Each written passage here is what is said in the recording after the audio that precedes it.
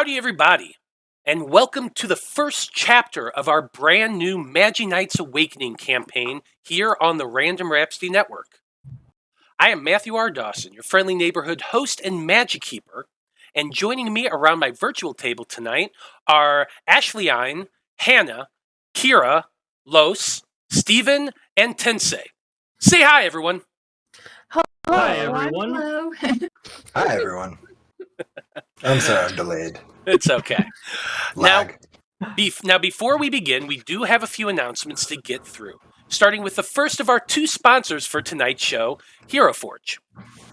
Hero Forge offers fully customizable tabletop miniatures with dozens of fantasy species and thousands of parts to choose from.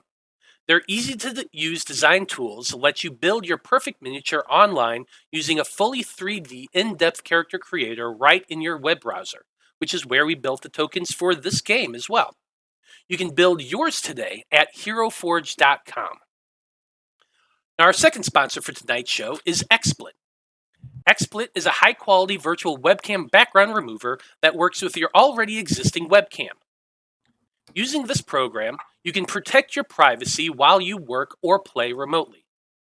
You can blur, remove the background entirely, or even put up your favorite picture as your background instead, which is what I do. You can download the app today at xsplit.com, and if you use the coupon code RANDOM with a capital R, you can get 10% off of your purchase. You can find our referral link in the chat and show descriptions. Last but not least, don't forget that our regular campaign airs every Monday. We've got the Debauchery Circus at 3 p.m. Central and the Fab 5 at 7 p.m. Central. You can keep up to date on everything we do here on Random Rhapsody by following us on Facebook as Random Rhapsody TV and on Twitter as @random_Rhapsody. And that's it. Announcements are so easy. So join us as we return to Loropa City and begin a new chapter with the Magi-Knights as they venture into the dreams of infinity.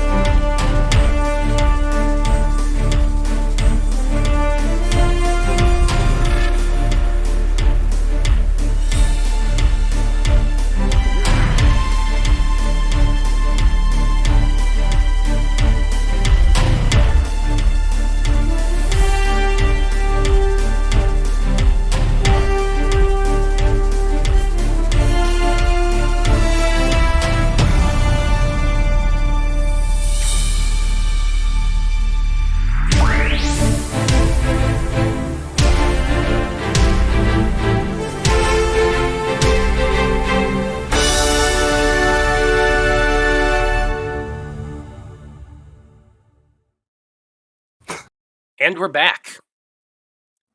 Now, for this campaign, we are using the Magi-Knights Awakening TTRPG system, which was created by our friends Derek and Kira Salgy. Last year, when the Kickstarter first opened, Random Rhapsody did a mini-series to test out that rule system and play through the starter adventure that the game developers used for the beta test. With the core rulebook now complete and about to be released at sometime around the end of this month, I thought it was a good time to start up another campaign using that updated content. Those of you familiar with 5th edition might notice some similarities to the rules we're playing with, but there's also a lot of differences as well. It's very easy to pick up, though, so it's very easy to learn, and anyone familiar with things like 5th edition, Pathfinder, Call of Cthulhu, that sort of thing, great system to jump into, especially if you like anime, Sentai, magical girls, those type of tropes.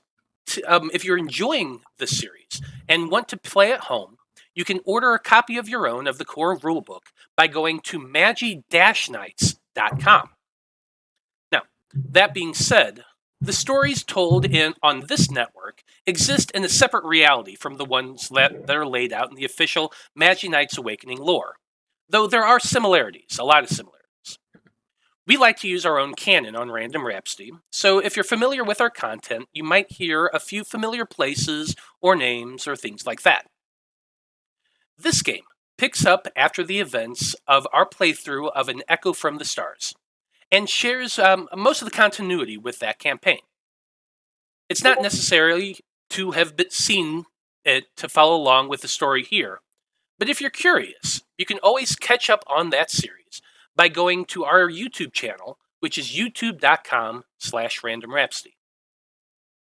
So, when we last left off, a group of teenagers calling themselves the Nighty Knights had successfully managed to stop a creature known as Ralahaya of the Dying Light and rescue a group of teenagers that the creature had kidnapped, preventing them from being taken away to a distant plane of existence.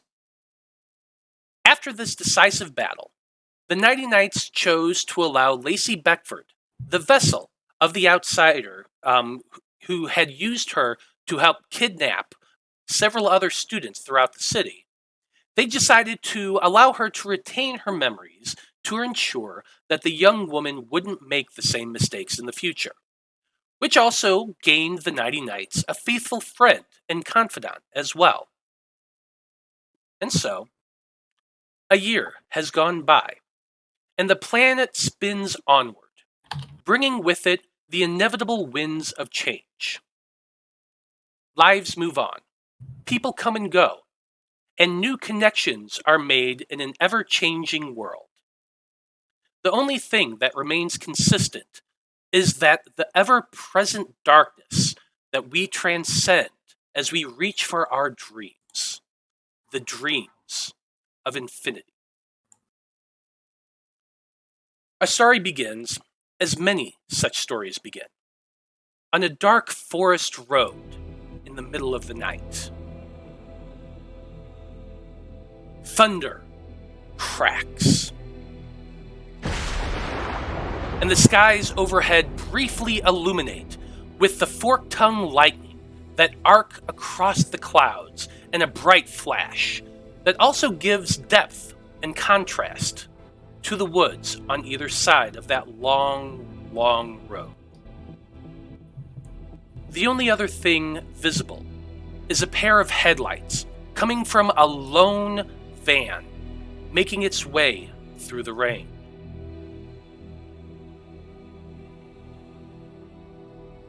Inside that van carries a sharp contrast to the deluge of weather happening outside its doors. The melody of soft orchestra music over the radio almost seems to harmonize with the timpani created by raindrops hitting the windshield of the large, rather comfortable school van interior, which is upholstered with freshly polished leather, giving the space an almost sitting room feeling that is reminiscent of the school's library back home. Seated behind the wheel of that van is a tall man with the wide shoulders of a linebacker, though this man is clad entirely in tweed instead of safety pads and helmets. His name is Mr. Montreal Vulcan, and the new title that he has recently been given at the start of the school year is now Dean of Students at Coltrast Academy. The position itself hasn't really changed at all. He's still the principal of the academy, after all. But the school board thought the title held more distinction than his previous one. So that's what we're all stuck calling him now. Dean Vulcan is a man in his late 60s, with slicked back gray hair and bright blue eyes that always seems to have a twinkle in them whenever he smiles, which is pretty much all the time, as many of you all know. And he kind of looks like this.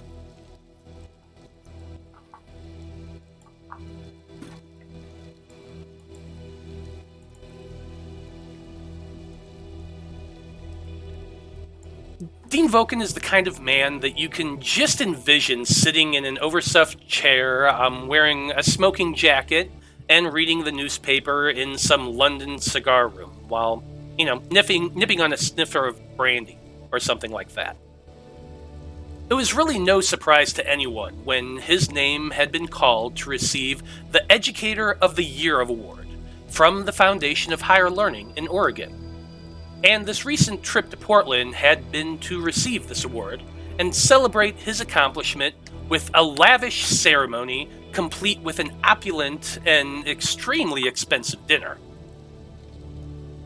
In an effort to help promote the academy and show the type of students it produces, Mr. Voken also brought along 6 students to serve as ambassadors from the school. The dean never really explained why he chose these 6 particular students, at least not to them.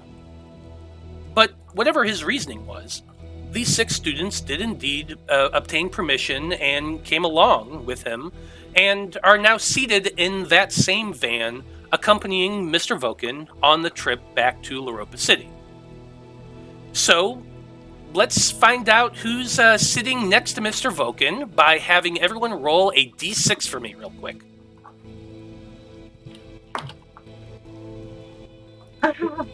Three of us got a 1. And Kat got the 6. Four of us got a 1. It's just fate that had to happen. That was something we were actually joking about in chat earlier today. But you can't. We did say you can pass if you don't want to go first. So instead, I'm going to just go ahead and say that Aisha, you are seated next to Dean Voken in the front seat. Go ahead and describe yourself for us and tell us a little bit about yourself. Well, you always have to have a school idol up front. So Aisha is, she's got a dark olive, Arab complexion, with long pink hair that gradients into a light purple styled into a loose ponytail. She's put on a slight glitter on her face so that when the light hits it just right, it always sparkles. On her arm, she wears a collection of rainbow-colored wristlets. Her nails are painted a light purple that match her eyes. She's pretty short, probably 5'2"-ish. A life figure with a constant painted-on smile in a pinkish-purple lipstick. Love it. Looks like Theoretical Construct redeemed a hydration check, so everyone hydrate real quick. Wait, hydrate, so not soda, water. I got I'm out. I need to go get something. Well, go get something real quick. We're not coming to you just yet. Let's go next to seated right directly behind Aisha, Damian. All right. Can you hear me? I can't see the mute very well on this mic. Okay, fantastic. Well, hello. Yes, Damian is a very studious young man. He is kind of the picture perfect, like Chris Evans in Not Another Teen Movie, just like Freddie Prinze Jr., but if he was Latin, he's got, darker skin, comes from Venezuela. He immigrated to Oregon because of his parents' jobs. He's on the soccer team. One of those dependable people, dependable players, dependable students. I think I said studious earlier. Really likes to hit the books, really likes to do well. Whatever he's doing, he tries to do it very well, which, pushes him to run at a very high clip, very high, expectations of himself. but he, as you can see in the little, oh my gosh, I'm losing the word for it. My little avatar. Token. He's got the chisel jaw token. Thank you. He's got that chisel jaw, and yeah, he's just happy to be here, happy to be part of the team. Absolutely.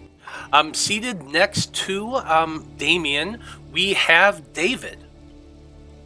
Tell us a little bit about David. David is sitting a little bit leaned back, a Game Boy in his hand as he plays his newest acquisition, Kirby's Block Ball. Yeah. He's has let his presentation go a little bit. He is in the full school uniform as the person basically in the running to be the school's salutatorian this year. He got kind of paraded around a little bit more as this is the best of what Coltrast offers. So he's in full regalia. But he's let himself become very relaxed. He's got one earbud in, not really paying attention to the rest of the world, as he's sunk very deeply into this van seat. Probably. Now, in the very back seat, kind of smushed together, are three more students. Katrina, why don't you go ahead and describe yourself? Okay, Katrina's wearing, she has long brown hair that ties up into two buns and blue eyes and tan. She's a dancer, so she's athletic, and she's wearing her school uniform, although she has the jacket undone, just kind of relaxing a little. So she's not that tall. Well, she's 5'4". If there's a storm outside, she's probably looking out the window, kind of, ooh, that lightning was too close for my comfort. So... Yeah, it really was. And as that lightning flashes once again, you hear just that loud sound of thunder. It happened fairly close by because you only counted a few Mississippis between the flash and the crash. Now, crammed in the middle, we're going to say poor Levi. Tell us a little bit about you. Oh, Levi doesn't mind that. The dean probably crammed him in the middle back here because he knows he won't start any trouble, and he's pretty good with the women folk, even if most high schoolers aren't. The three things that would be particularly most striking about him is, first off, he's wearing a cowboy hat, because unless they basically yell at him, he pretty much never takes it off. He's got quite a mustache. And then, unlike the other students who wear the traditional style tie, his tie would be more of a bow tie or a Colonel Sanders, country cowboy style, because that is the one part of his uniform that they have fought with him endlessly on, but eventually just gave up. Levi is from France, and he got into Coltrast because his uncle is a very well-known fashion designer, and may have had something to do with introducing the school to the guy who made the uniforms for them.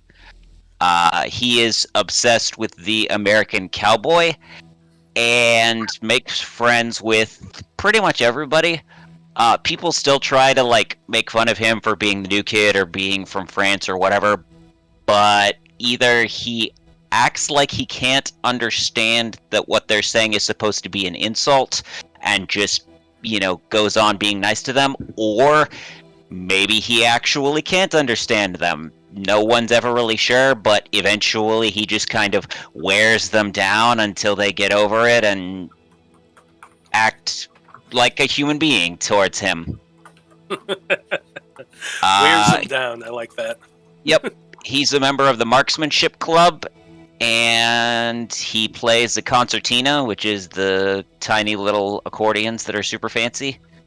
And his main personality trait is he kind of is a person who lives by a code, sort of like a chivalric kind of person. Okay. Well, on the other side of Levi there in the middle, we have Melody. Tell us a little bit about yourself. Okay, so Melody has long black hair with red streaks in it, and she has long bangs that kind of cover her eyes a little bit.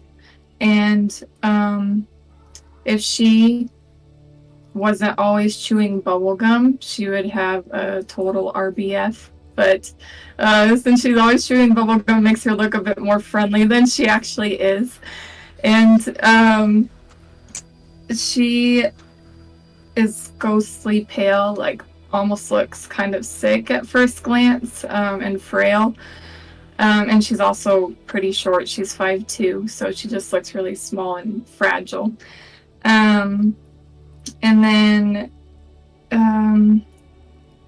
she is from San Francisco, so she just moved here at the beginning of the summer. And her dad is an airline pilot, and her mother is speech language pathologist. I had to remember. And she likes to play guitar, but mostly she likes to draw. And she's not very happy to be on this trip, but the rain is making it a little better for her. Maybe so. You know, that thunder cracks again. It's been a long day, and no doubt at least a couple of you are probably slightly dozing, at least a little bit at this point. Between the orchestra music, the rain pelting the windshield of the van, and that constant swish, swish, swish of the wipers, it would probably be a bit difficult for anyone to stay fully awake under those conditions. Now, whether or not these conditions are what attributed to what happens next or not is really anyone's guess. Our scene pans outward, looking down towards the van as it speeds along the forest road. Headlights from the opposite direction turn a sharp corner just as the contrast van begins its approach. We watch as the van veers right, attempting to compensate for the sudden appearance of bright light that just hits the front of the windshield. But just when that happens, the tires hit a particularly deep section of runoff water. The van skids, turning sharply, so sharply that its rear end spins outward right in front of the large semi, just as it's making its turn around that bend. Crash! Sounds a little bit like this. What side was hit of the van? That would be on the driver's side. So yeah, probably that Nice. would be David and Katrina on that side as well. Though to be honest, it's a van, so the chance of Yeah. rollover is probably quite high. Yeah, so you're kind of getting what happens. Boom! You're all jerked suddenly as the truck connects with the back of the van. Both the truck and the van spin opposite direction, and Mr. Vulcan cries out in panic, turning the wheel wildly in an effort to regain control. The conditions on the road make this impossible. The brakes are unable to clamp down tight enough to keep the wheels from spinning. There's a cry of panic, though none of you can say for certain who it was when the van slides, spinning off of the road and over the edge of a ravine. You can all feel yourselves begin to lift up slightly from the edge of your seats as the van begins to tumble end over end down the embankment. But in that moment, time seems to slow. The van stops in midair. The raindrops halt in place, and each one of you seem to freeze in place as your awareness drifts away from the moment as the world around you just completely stops. David. While everyone else seems to be frozen in place, you are still aware of your surroundings and are able to move. Well, at least a little bit, with, your seatbelt on and hanging upside down, and it's kind of weird. But from your perspective, like I said, the van is upside down, and you can see out the window you're sitting next to that's about to smash into a very large tree. What were you saying? Again, because this is very similar to the previous time this happened to David. That is true. There is a moment you've lived through before that was exactly like this. Your eyes scan about, and it's no surprise for you to see a familiar black cat slinking its way across the ether towards you. Now, you are literally upside down, hanging in midair, but this cat seems to just be walking on the surface of air, kind of weaving around frozen raindrops that are just hanging there. As he walks towards you, its eyes, bright green, almost neon green, glow faintly, and that soft light is caught in the raindrops, scintillating around you from that motionless rain, and creating this prism-like halo around the small creature as it's approaching. You can see the cat's shoulders flex, and as it does so, you can see a pair of slightly fuzzy dragon's wings stretch outward in an almost lazy way before flapping, causing the creature to rise upward and fly towards you, so that it's kind of hovering there at eye level, looking at you. What do you do? The initial panic wears off because this has happened before, and of course he recognizes this beautiful black cat. But he still repeats himself.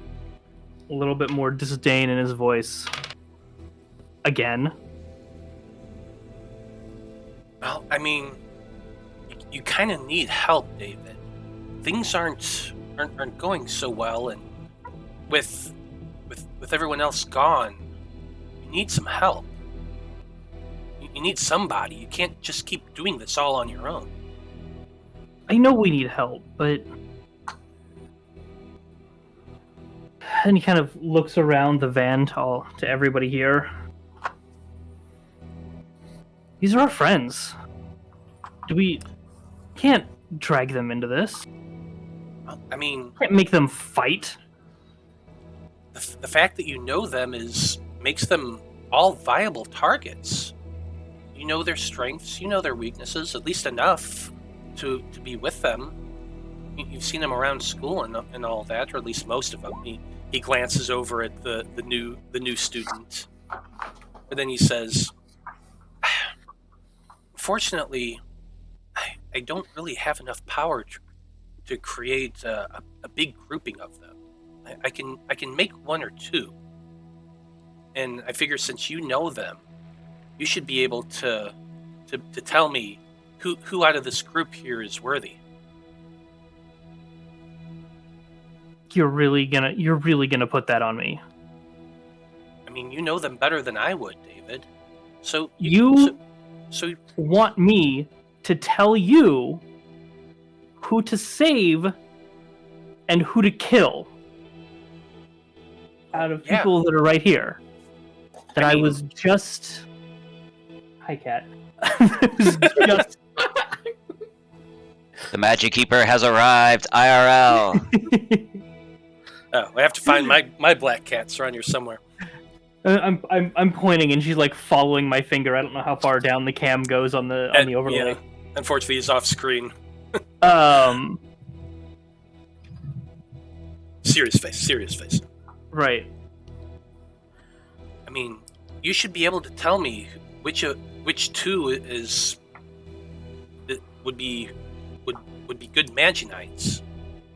I mean, I guess I could read all their minds and stuff, but I just figured you'd like to choose yourself.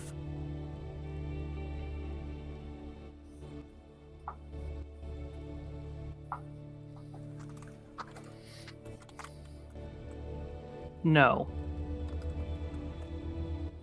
No. No, there will be... No, I'm not going to choose.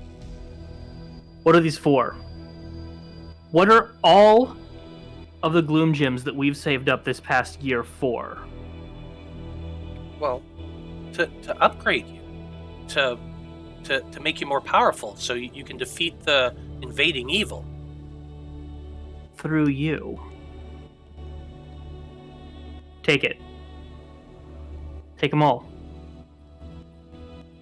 We're getting a new team. You want me to use the Gloom Gems?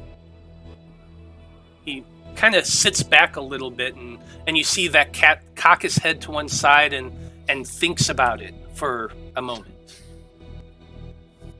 He says, well, I suppose that's possible.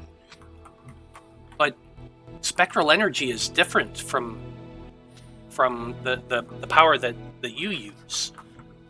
It would have to be filtered. It would have to be purified before I could use it to create new soul crystals.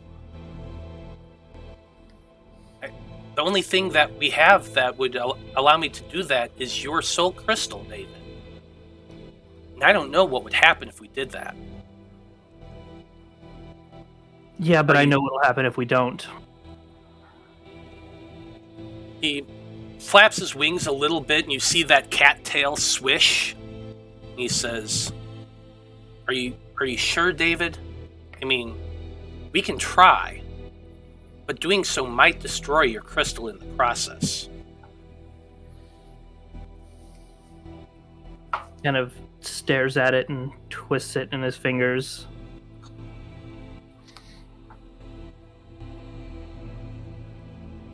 One body's better than four.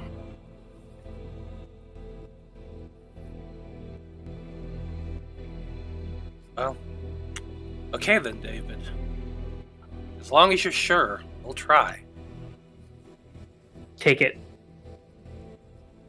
You see the crystal floating up and hovers in midair for a moment as the gloom gems are drawn outward towards the cat. He kind of rears up a little bit on his back paws, and it's very cute in its own way as you see those cat paws kind of start moving it and manipulating and drawing forth all of the gloom gems that you've harvested over this past year. Our scene fades. Aisha, Damian, Katrina, Levi, Melody. Each of you slowly become aware of the fact that you are conscious. You each look about. The last thing you remember is the fear and panic of the traffic collision that had thrown the van off the ravine, and you are all falling.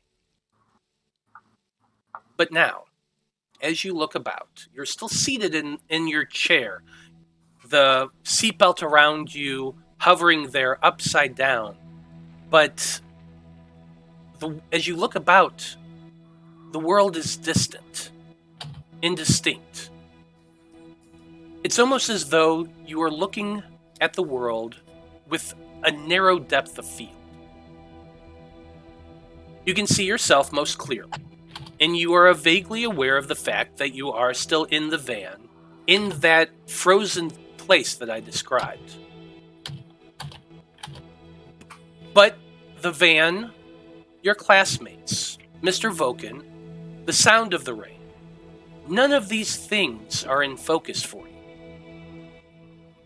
The only sound you can hear is the beating of your own heart.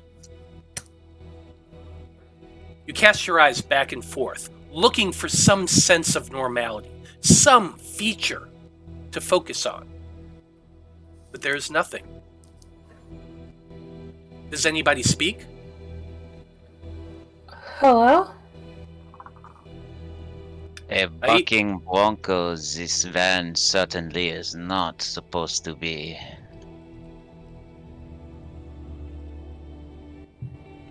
Those voices call out, but nobody else hears them except this one speaking.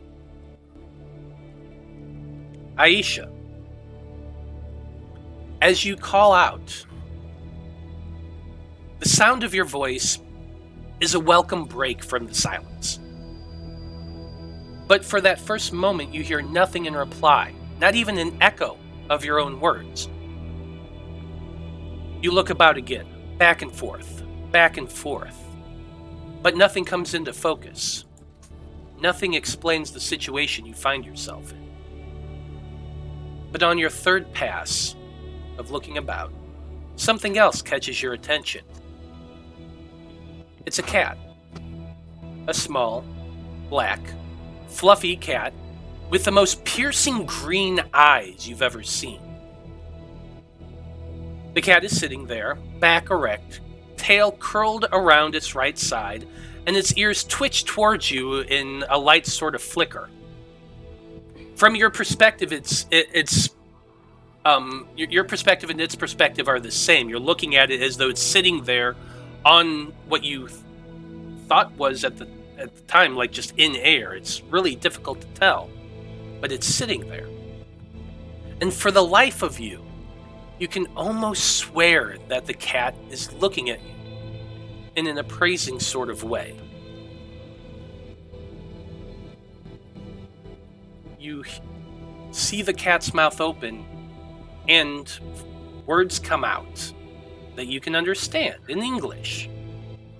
Well, you certainly are in a bit of pickle, aren't you? Is this what they mean when they say life flashes before your eyes? Well, it doesn't look like anything's flashing right now.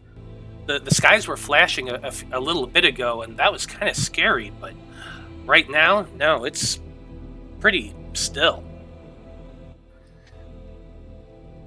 Not gonna lie. Go ahead. This isn't the worst thing I've ever hallucinated.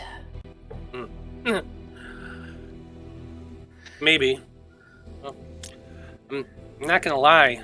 The way things are going now, it doesn't look like you or anyone else in this van is gonna survive the impact. That looks pretty dangerous out there. Ooh, look at that tree. Ugh. What do you mean is going to? You can't hear any of this. Oh. But but in its own way, the same thing does happen to each of you. You're all seated there looking about, calling, trying to hear something, and that same black cat appears, though you can't hear or see anybody else around you. And each time, to each of you, it says pretty much the same thing. Doesn't look like you're going to survive this. Now, Can we tell that we're still in the van? you have the perspective of you're seated. You feel the seatbelt across your chest, but you can't see anything much more than like everything beyond your arm's length is fuzzy and indistinct, as though it's not quite there. But the cat itself is clear as day, and seated a few like maybe 3 or 4 feet in front of you, just floating there of what you know. You can see like the outline and the indistinctness. Like imagine a picture out of focus where you can see one thing in frame, like the cat, but everything beyond it is blurry and indistinct, and so you can get kind of a guess of what it is, but it's not in focus.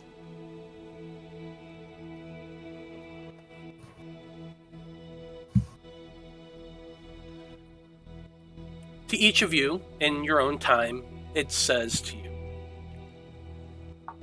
"My name is the Wanderer. I'm from someplace very far away. You see, I'm the herald of this world. And I'm here because I can offer you an alternative to your fate. And he kind of glances out at that tree that's mere inches away from the side of the van. You don't have to die here. You can save yourself and everyone else you're with. All you have to do is agree, and I'll be able to give you the power you need to change your destiny and make it home tonight to your family. Aisha, you hear this. How do you respond? How? I'll worry about the details later. I'll do anything. Damian, how do you respond to that? ¿Qué pinche brujería es esta mierda que está pasando aquí? What is that? I don't Are you killing? Are you saying you're gonna kill? Did you do this? Oh, me? No. I paused things for a moment so we could have a conversation. This all is happening has nothing to do with me. But since I'm here, I can offer you an alternative. I mean, do I have much of a choice? I'd serve you or die. That's the. Well, serving now that's kind of the wrong word here. If you agree to this contract, you'll become a Magi-Knight, a protector of this world. There are more things in heaven and earth that are dreamt of in your philosophy, Damian. And you would be the bulwark between those things and the planet you live on. But like you said, yeah, I mean, the alternative is, he glances at the tree. Well, it was going to happen regardless, but I can help make it not happen. Your timing could have been a lot better.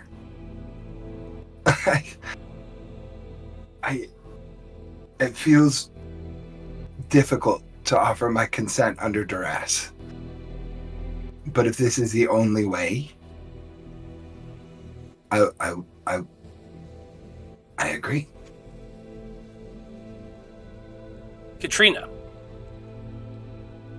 you've also heard the same explanation. He is the Wanderer. He can help you out here and make it so that you don't have to die in this situation.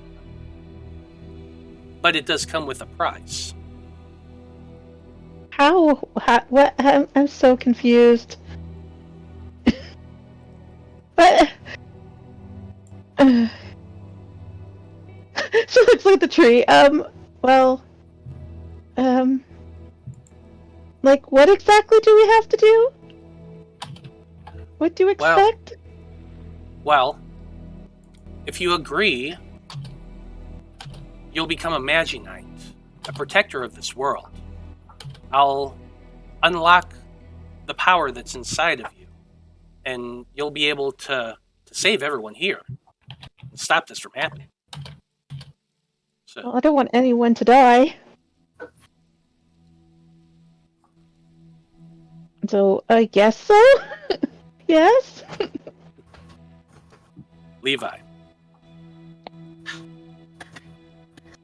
So, you are asking us to become a hero, eh? Like the John Wayne. I always prefer Roy Rogers myself. I love the sequin jumpsuits. Okay. But perhaps you are, how you say, Bosley, and we are the ladies from up in the sky with the wings. Your angels.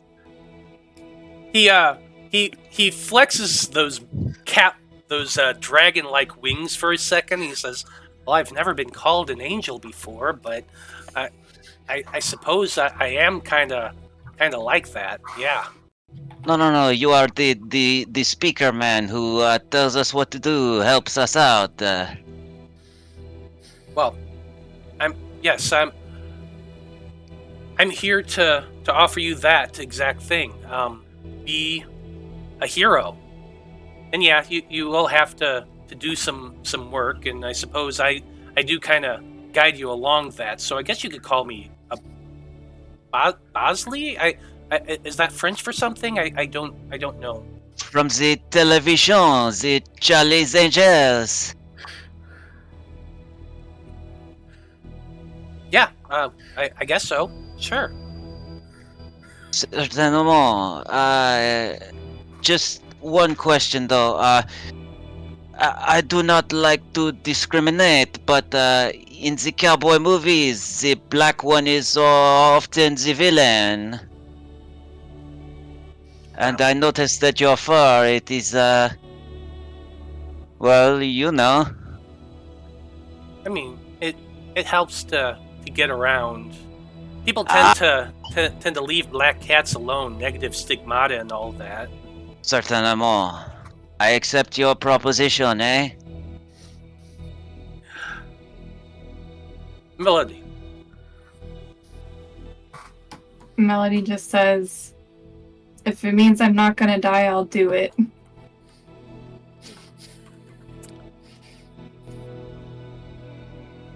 With the agreement made by each of you, those bright green eyes seem to glow, and you feel your body begin to grow rigid with each step that he makes. The cat's back seems to shiver, and the wings unfurl from its back, shaking and spreading in a way that evokes imagery of high fantasy and a lonely mountain.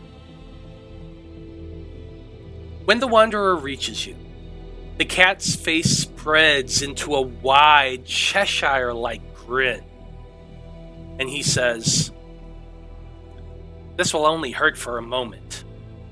Hold tight to your convictions." The cat suddenly lunges towards you, biting down hard on the palm of your hand. The pain is excruciating. And through the bite, you can feel a sensation that you can only describe as something being ripped away from the core of your being and pulled out through your arm, through the hand. At the same time, David, from your perspective, the Wanderer focuses down looking through those gloom gems, which rise up into the air along with your own soul crystal.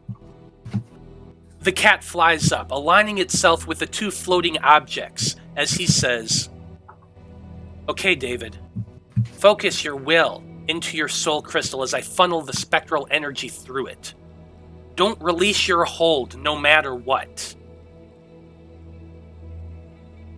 The pain, David, is excruciating. Through half-clenched eyes, you can see the Wanderer pushing the energy from your gloom gems through your crystal, which fractals outward in 5 directions. You're unable to see where they go beyond that, but the force of the energy rushes all around you, swirling about in a torrent of wind that should be causing your clothes and hair to ripple about, though nothing about what's going on actually moves or makes sense. How long this process takes is impossible to tell. A moment, an hour, years upon years. It feels like an eternity as the energy rushes through your soul crystal, filtering out the negative energy left from those enemies. You hear a sound over the rush, a sharp and solid crack. Then another, and another, and another.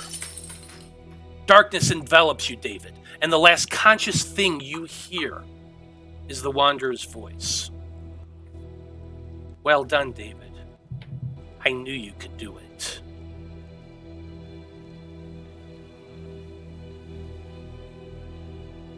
It didn't break. As for the rest of you, from your perspective, bright light flashes, flaring outward from your hand. Aisha, the color from your hand is bright white. For Damian, a fiery red-orange. For Katrina, a soft blue. For Levi, gold and silver. For Melody, a dark blood red. The Wanderer releases you and backs away, and you realize there's something in your hand, something hard, about the size of a marble. You open your hand and look down to see a small gem in the same color that I just described. It flashes once, twice. That anime kind of gradient around goes.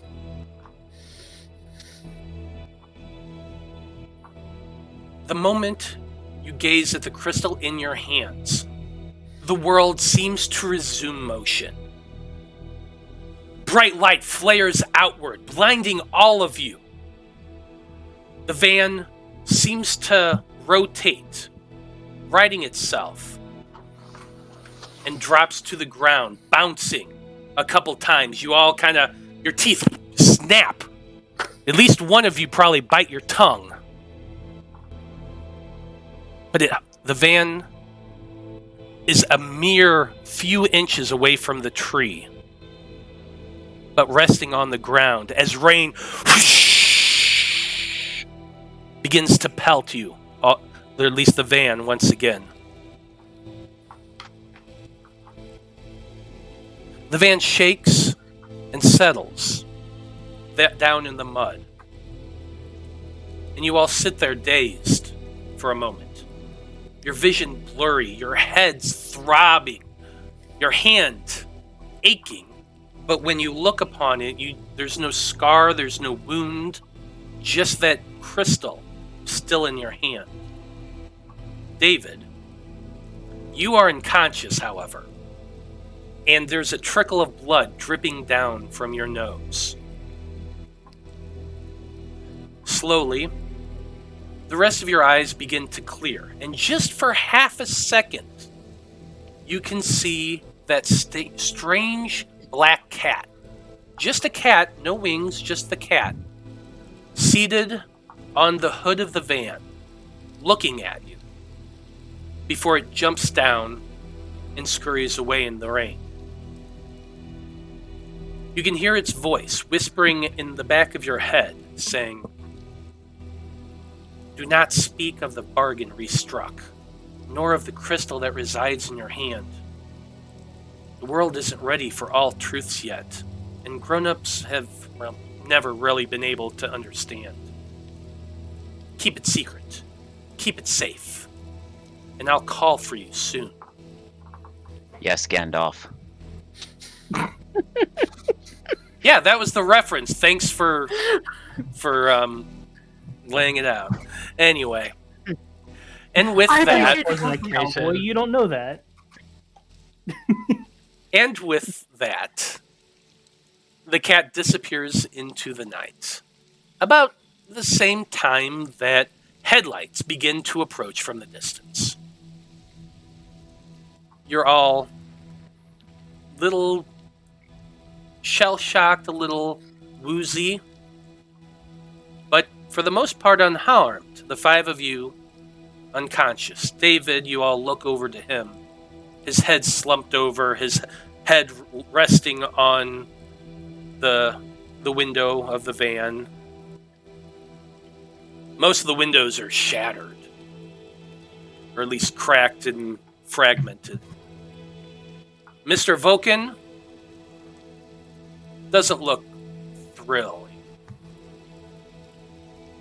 The side of his car has completely smashed inward, like dented to one side. You can see his left arm is at a weird crooked angle.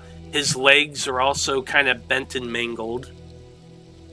But one of you, whoever is proficient in medicine, reaches over, checks his pulse. and he is alive as well. Do any of you say anything to each other in this moment? Is everybody okay? I'm gonna look at every. Oh, sorry. Make sure when exiting the vehicle that you put your jacket on the glass so you do not get out. Move carefully and slow in case you are injured, like Zidinia. So, are we still holding the things in our hands? Is it? I imagine you would all still have that probably clutched in your fist right at this point. And are they still glowing? Or They are not. It's inert. It's inert. It is completely dark. Just a marble-sized gem in your hand.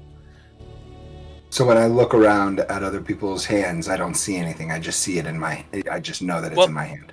Well, is anyone trying to hide this fact right now? No. I would have shoved the gem into my purse and then immediately said, "Does anyone have any bandages or anything, Mr. Dean Vulcan's very hurt." Yeah, I'm gonna say I've got.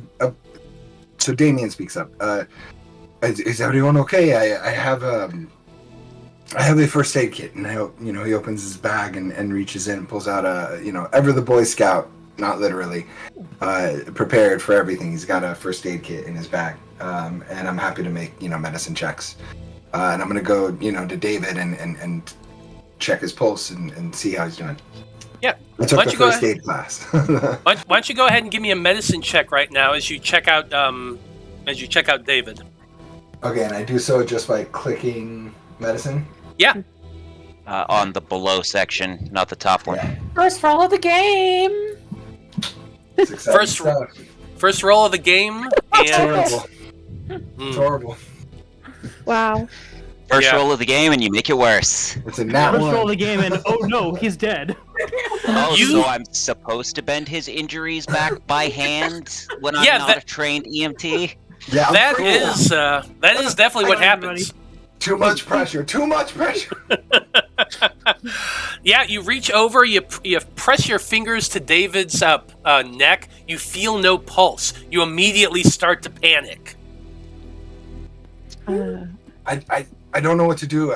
There's no pulse. I think he might be dead. I have a medicine kit. Matt, Yeah, but- can I Put the book in find here. a piece of metal from the destruction? I don't see why not. Okay, I'm gonna take my jacket off, and I'm gonna sort of like tie it to the metal bar, and then like try and climb on top of the van and sort of use it like a flag to catch people's attention. Okay. So that if Absolutely. we're like, I don't know how far off the road we are or whatever, but to try and get people's attention to, hey, we need help. Yeah, absolutely. While you're doing that, Kat, you have your first aid kit as well. Go ahead and make a medicine check as well. So, Can I make a medicine check with the advantage with having the first aid kit? Does that give advantage at all? Or no? Like, as far as I know, not really, but I'm going to allow it in this circumstance because you're just all working together. So maybe you didn't kill him. Let's find out. What were you saying, Melody? oh, I was just gonna say, since Melody is in like the back corner of the van, she's kind of oblivious to what's going on with the dean. And in response to Aisha's question about if everybody's okay, she says, "No, I'm not okay. I swallowed my gum."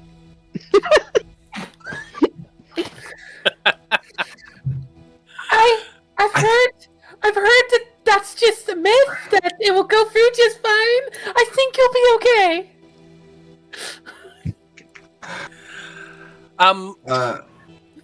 Go ahead.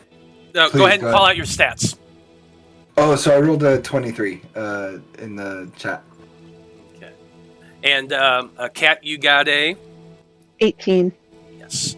So working together, the two of you, you know not to mess with Principal or Dean Vulcan, because when they're injured, the best thing you can do, make sure their head stays in place, their neck not moving. Maybe one of you grabs your coat, rips it off, and wraps it around just to give them a little more stability.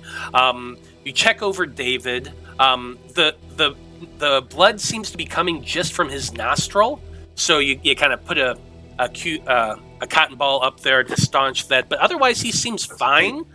And you start, like, as you're checking him over, he does wake up.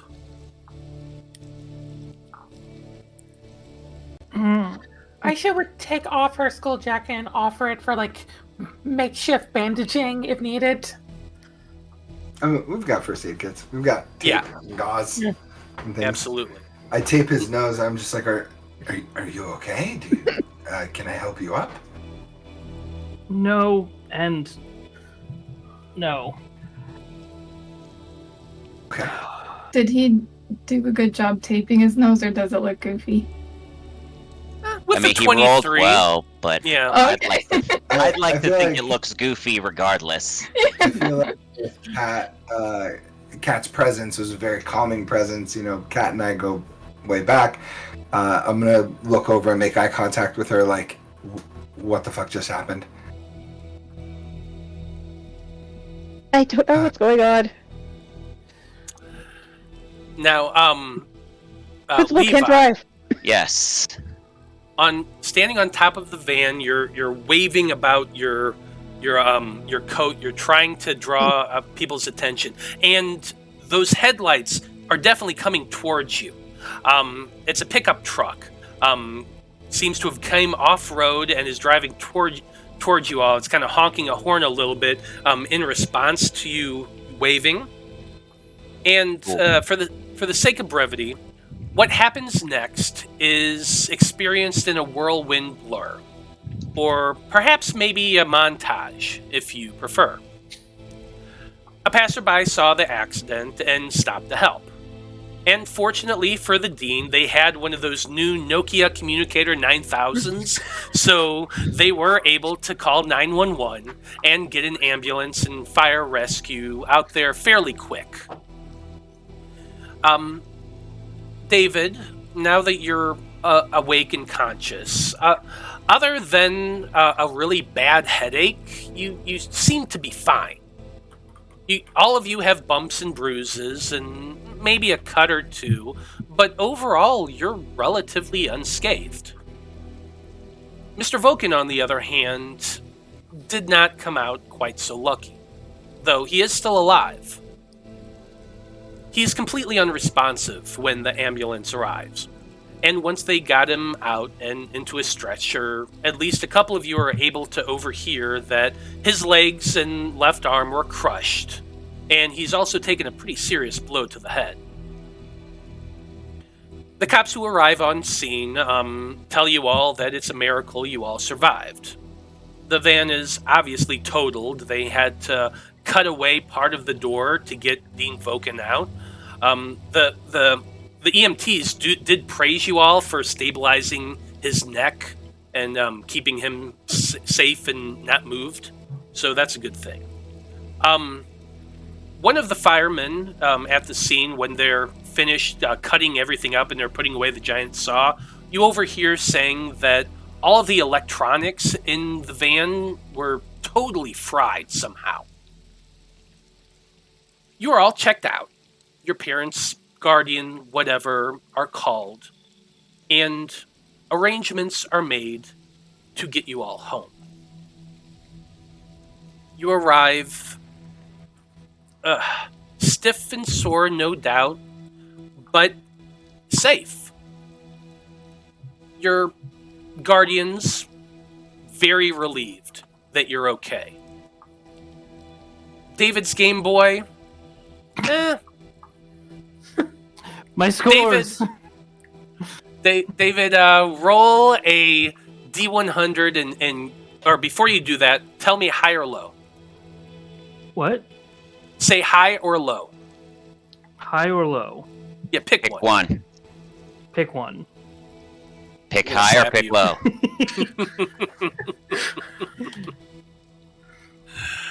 you want high or low, low. David? Low. Low. Okay, D100. 12. It miraculously made it through unscathed. Your score, your high score is saved. The Wanderer knew that if he didn't save David's Game Boy, that David wasn't going to work anymore. Probably. Just refused to teach the newbies. Probably. I'm glad I didn't say I was listening to my CD. I was just passing out. Phew. Wait, hold on. Did the Wanderer use some of his power to save the Game Boy? I guess you'll never know, will you? You could ask. Because if he did, I'm upset. Because then we could have made the driver a Magi-Knight.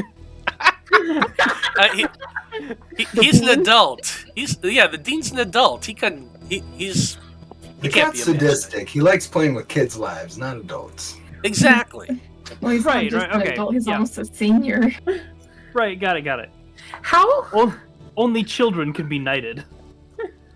They're easier to manipulate. Huh. Well, you all wake up the next morning feeling the most refreshed you've ever felt in your life. Any cuts or bruises you might have gotten in the crash are completely healed, as are any injuries or illnesses you might have had before then. Damian, you tweaked your ankle last week while running, and it's been feeling like a little rough the last few days, but you wake up and you step down, no pain whatsoever. To be honest, you all feel great, full of energy. I'm gonna turn off that rain sound. Hey, Matt. Yeah. You know in Austin Powers when he's in the explosion and the first thing he does is look for his parts to make sure they're all there? I'm Yeah. doing that, except my mustache. That Yeah, sounds I feel- about right. Just I feel making like I'm sure that my having mustache is still there and full.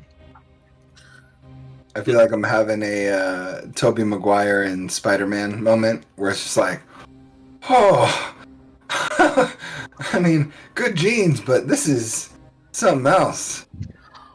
Yeah, wait, Go ahead. Go I ahead, was just Levi. going to say Power Rangers moment where they wake up from the van crash and they're like, wait, how did we get here? Wake up early for the first time in over a year. Yeah, that's got to be strange. Yeah. Like, I imagine you, Aisha, you're laying there in bed and you're like, I don't feel- feel like crap.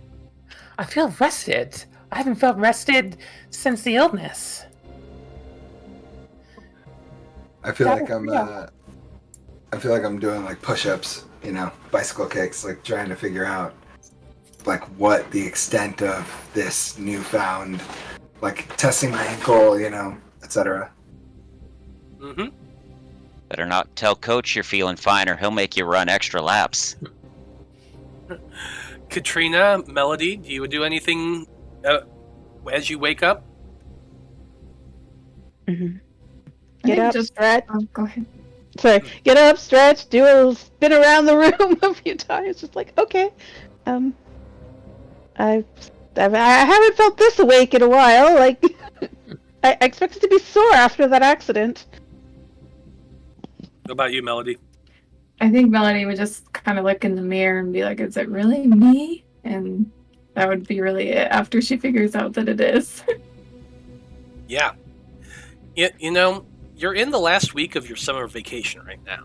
And regardless of how you all end up spending your day, the events of the previous evening lingers on all of your minds. Like Melody said, it's kind of surreal and almost hard to believe that happened. If it weren't for the fact that you still have that strange crystal in your pocket, the entire experience could have easily been chalked up to just a really strange dream. And yet, there it is, that crystal. And it's weird. It like you put it down and kind of look at it, and you just feel drawn to it. You want to have it with you. Now, late that night, just as you are all preparing to get ready for bed, however you decided to spend that day, you feel something. It's like a calling, something compelling, or drawing you to look out your window. You all look out to see that same black cat sitting there on the sidewalk outside of your home. It seems to be staring up at you, and like you see those green glowing eyes. It almost like the moment you opened the window and looked down and saw it, your eyes went straight to those eyes, and you can just almost feel it there. There's nothing verbal that's exchanged, but you can sense that the cat wants you to follow it. Now, it is about 9:30, almost 10 o'clock at night by this point. You all know that Loropa City tends to shut down fairly early, and there's not a lot of people out after 10 o'clock. So, doing so isn't a huge challenge. And you feel that cat wants you to follow. Do you do so? Sure. Yes. Yeah. Sure. It's bedtime, but hey. There's a really good question in the chat where somebody's saying each person is seeing the cat. Are we all seeing it simultaneously? Like, is it existing in each moment, or is it showing up to each one of us and we're all like kind of playing follow the leader as it? You know, that's actually a really interesting question. That's what I was wondering. Right now, did it show up to like David first and then like, me? So I'm kind of talking to you it as though it's in your perspective. So from each of your perspectives, you just felt, the wanderer, there's something out there. You go look, you see the wanderer. You know he wants to follow you. Does this happen in the exact same moment? I don't know. But the city streets are dark and empty as you follow the cat across the street and onto the sidewalk. Some of you may hurry to try to catch it, but no matter how fast you run, or try to run, the cat seems to be able to keep a steady pace. Levi, Melody, the two of you live fairly close to one another, and your paths would be the first to cross. One of you would have likely glanced back to see the other one hurrying down the sidewalk on the opposite side. Now, what would you have done? Would you have called out to them? Would you have ignored them and just watched? I would have called out, probably. Okay, so when Levi calls out, Melody will just silently go walk up next to him.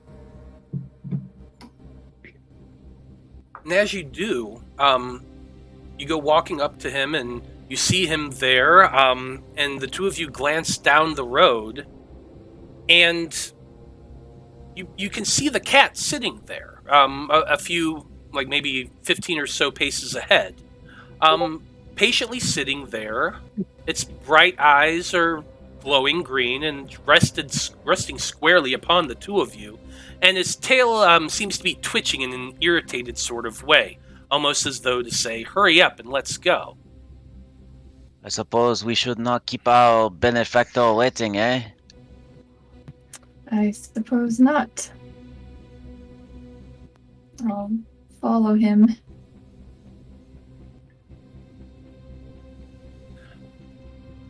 Aisha, Damian, Katrina, Levi, Melody. You all continue to follow the cat as it leads you through the city to a location familiar to most of you, Loropa City Park. As soon as you are led across the park to a small group of trees not far from a lamppost that grants you all at least a little bit of illumination, enough to see each other as you draw near, you all just kind of see each other there, and you draw near. Now the cat, once each of you see each other, you look about again, and the cat is nowhere to be seen. And you all kind of, you have a moment to kind of compare notes. You all arrived at the same time, or pretty close to it. David is the last to arrive. And as he's walking up to the rest of you, you all see the cat, the Wanderer, seated there, hanging on his shoulder in that kind of cat-like way. Mine won't do it right now. No. Can't even get her to jump into frame. She's right here.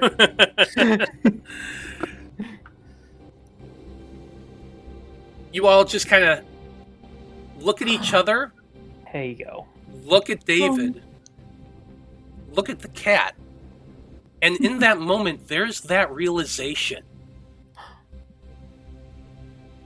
All Oh boy, of it you are wasn't here. just me.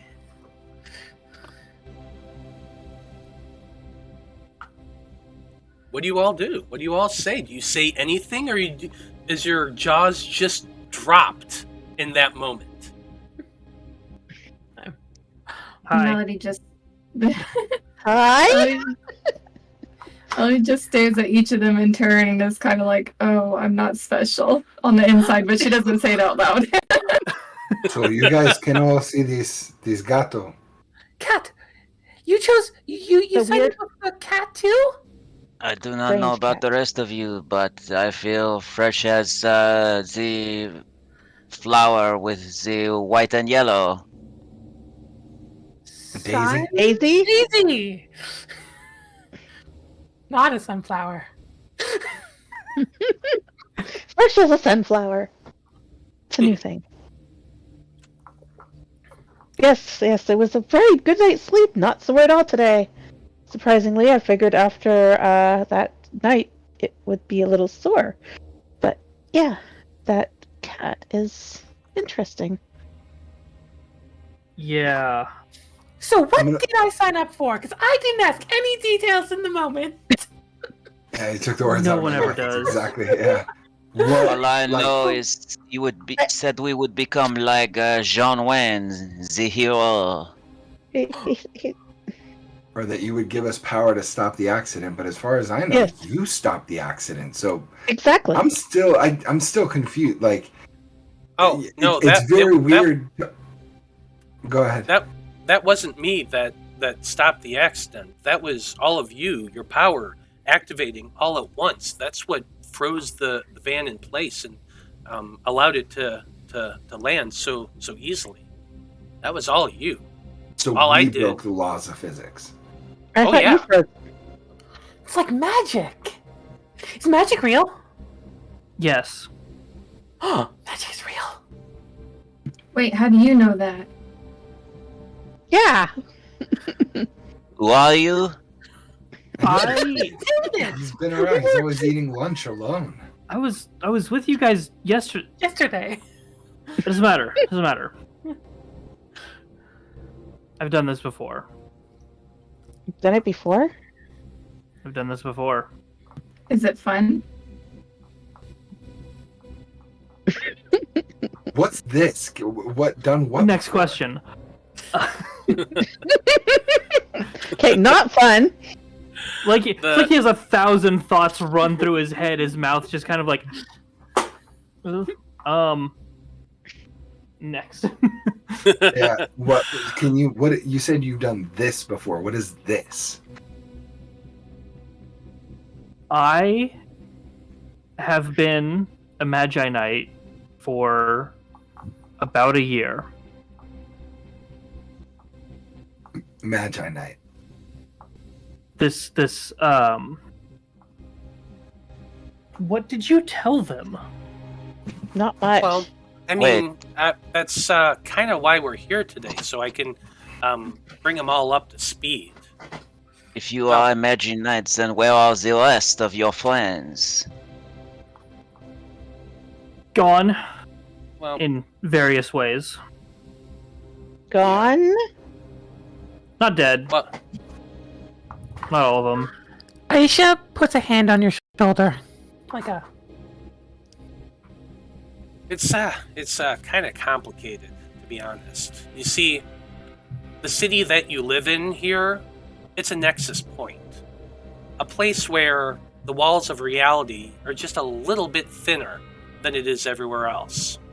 And that occasionally allows things, beings from other realms to cross over into your world. These outsiders, and as he says that, you hear the capital O. These outsiders corrupt our reality from within, twisting the souls of mortals to do their bidding and wreak havoc upon this plane. To combat this threat, I seek out strong and capable individuals who have the ability to become a Magi-Knight, the champions of the mortal realm, to stand up and stop these outsiders before they destroy your world once and for all. Each of you, well, were fated to die last night in a pretty painful way. But in those moments, I can occasionally intercede, and those that I'm able to help become Magi-Knights, which is what you all are. You see, those soul crystals, those gems that I pulled out from you, they're the key to transforming into a Magi-Knight.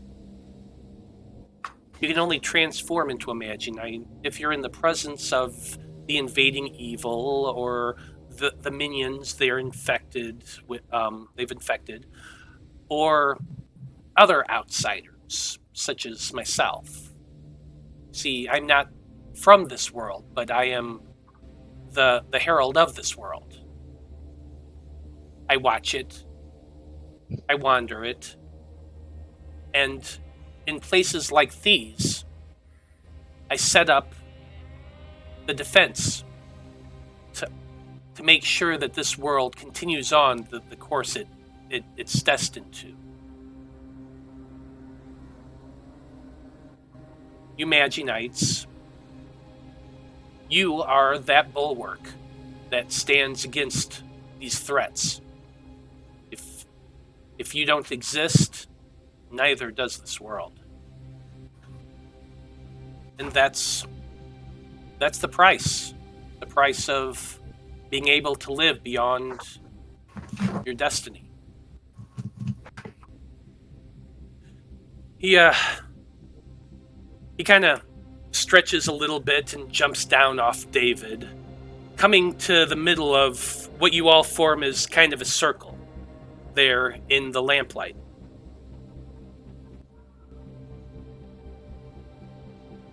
Once you're in the presence of the invading evil and their minions, those soul crystals, they'll glow.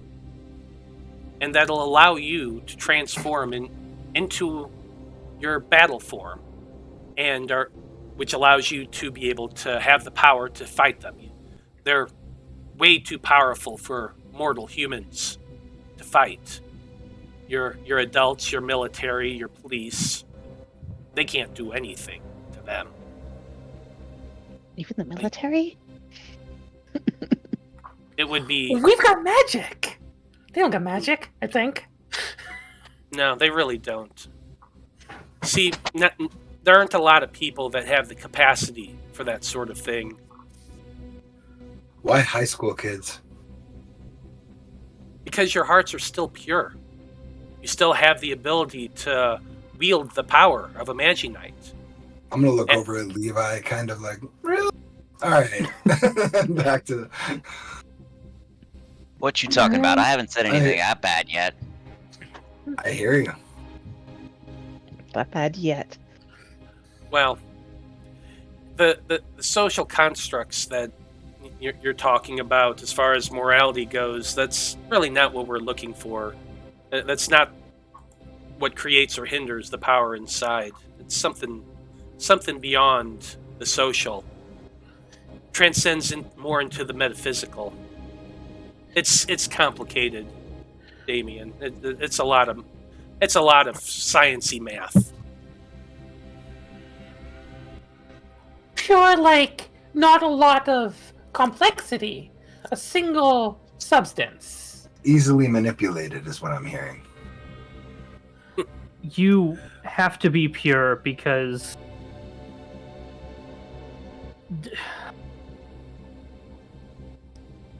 Doing this will corrupt you. The things that are out there, they're not great.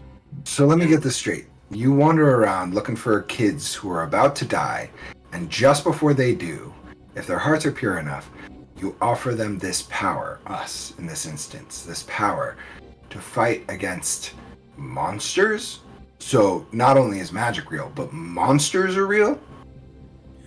And as you say that, you're like holding this crystal. Like I imagine you're like kind of shaking it a little bit. And you see a light from the center of the crystal begin to glow outward, and your crystal radiates in your hand. A nice substantial portion of light. What? Like borderline drop it, but then like catch it. Like what is happening? Is it getting hot? No, it's not getting hot at all. It actually feels it's warm in a comforting sort of way. The cat says, "Well, that is a fortuitous turn of events.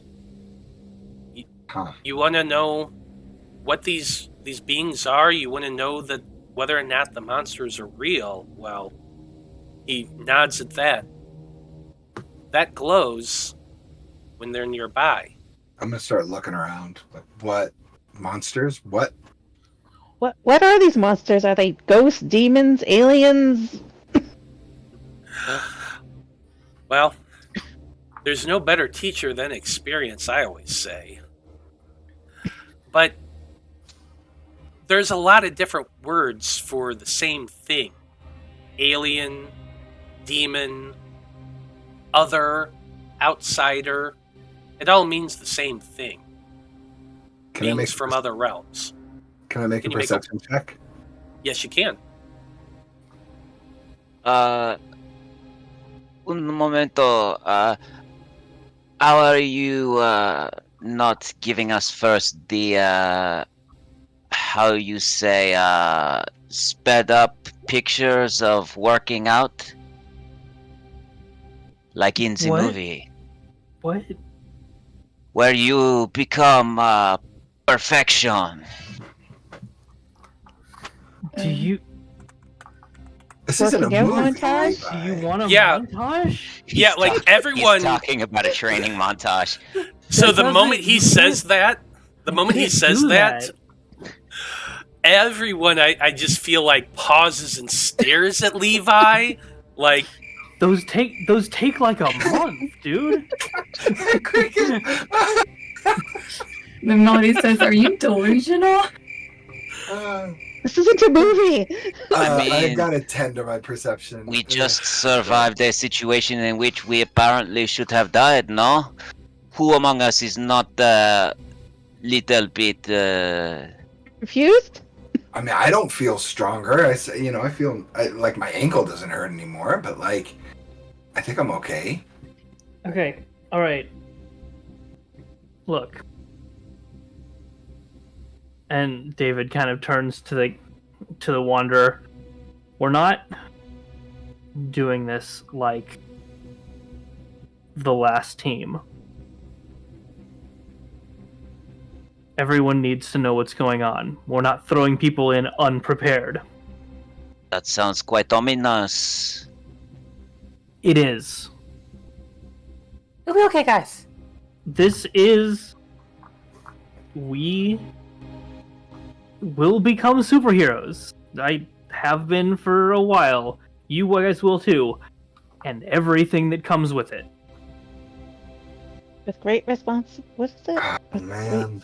I Power. am not going to begrudge anyone if you walk away from this.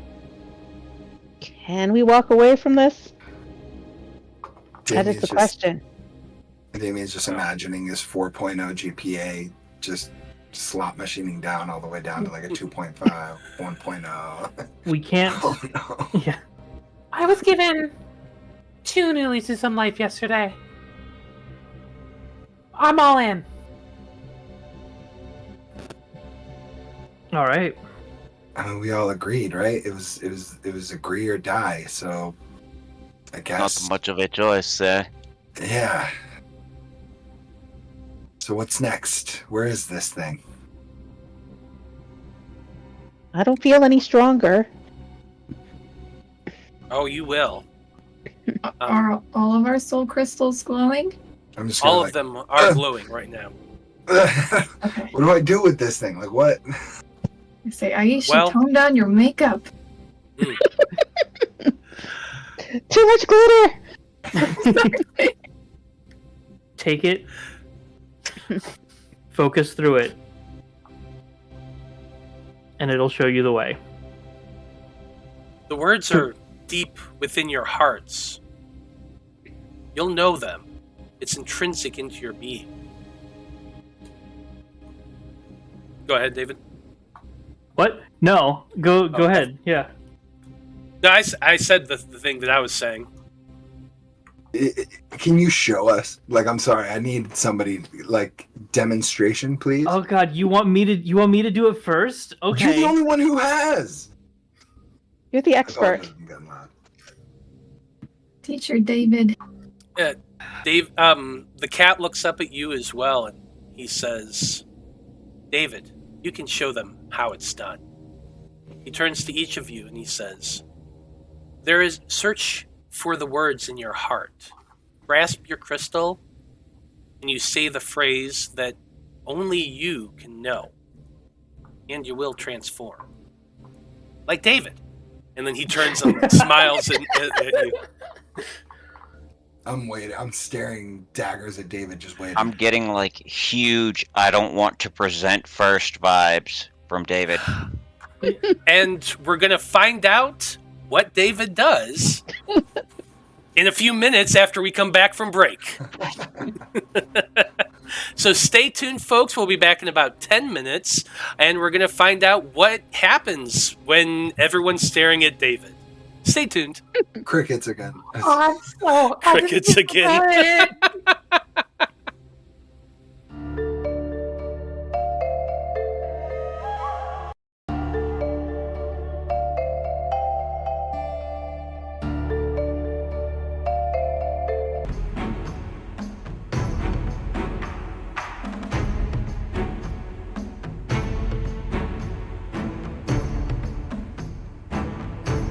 Worried.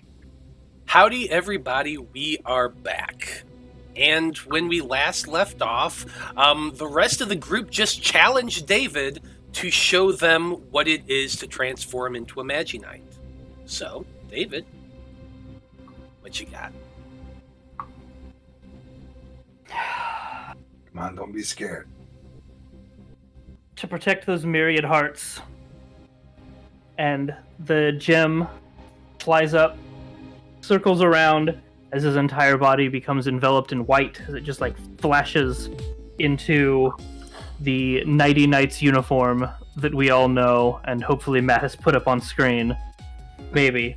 Once it all solidifies, the gem spins one more time and then slams into the chest as the constellation of Libra extends out from it, with it being the brightest star. I forget what that's called. The North Star? North Star? North Star? In Libra? Oh, the Yeah, brightest that's star in not there. Libra.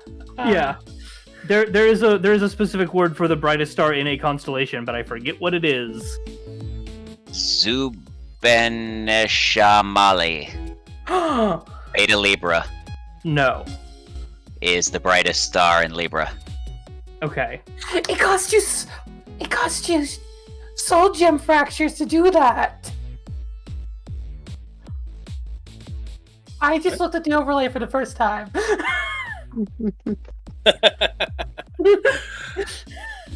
Yeah, I What? figured it did, considering there was cracks.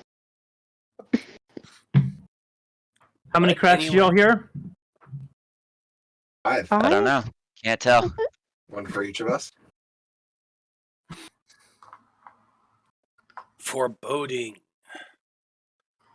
But there you see David transformed into a very unique outfit. What Do are a the token first- swap? in the overlay or no? They can. Just curious. All right, just checking. But yeah, so what are your thoughts now as you stand there and stare at David in this new form? Does this guy have 2 turntables and a microphone? Yeah. No. That was so cool. Yeah, do you not have the turntables out? I'm sorry. Do not have a microphone. That's not Oh, part of the God. costume. No. We just You have just to have focus. Focus, you said, right? Is imbued with the spirit of Mr. Beck. I see. Beck? What? Beck, yeah, one of the biggest '90s artists to come on the scene. I only know Got the 2 Mongolian turn- chop chord. Because he's got the 2 turntables and a microphone. Damian's have a gonna feel microphone. inspired. And, I'm really upset about this, guys. I don't have a microphone. I'm just- David, you need a microphone. The Wanderer comes flying up behind him and then like puts his tail over and around David's head to pretend to be a microphone. Nice. Wow. Damian's gonna feel inspired and kind of well, if he can do it, so can I. I'm And, fucking happy. I got a microphone. Yes, I am. And he's going to look at his gem and look at everyone else, suddenly realizing he's putting himself on the spot, and You can do think it. and have flashbacks of prayer and just not enjoying time, at church or things like that. Just feeling suddenly this like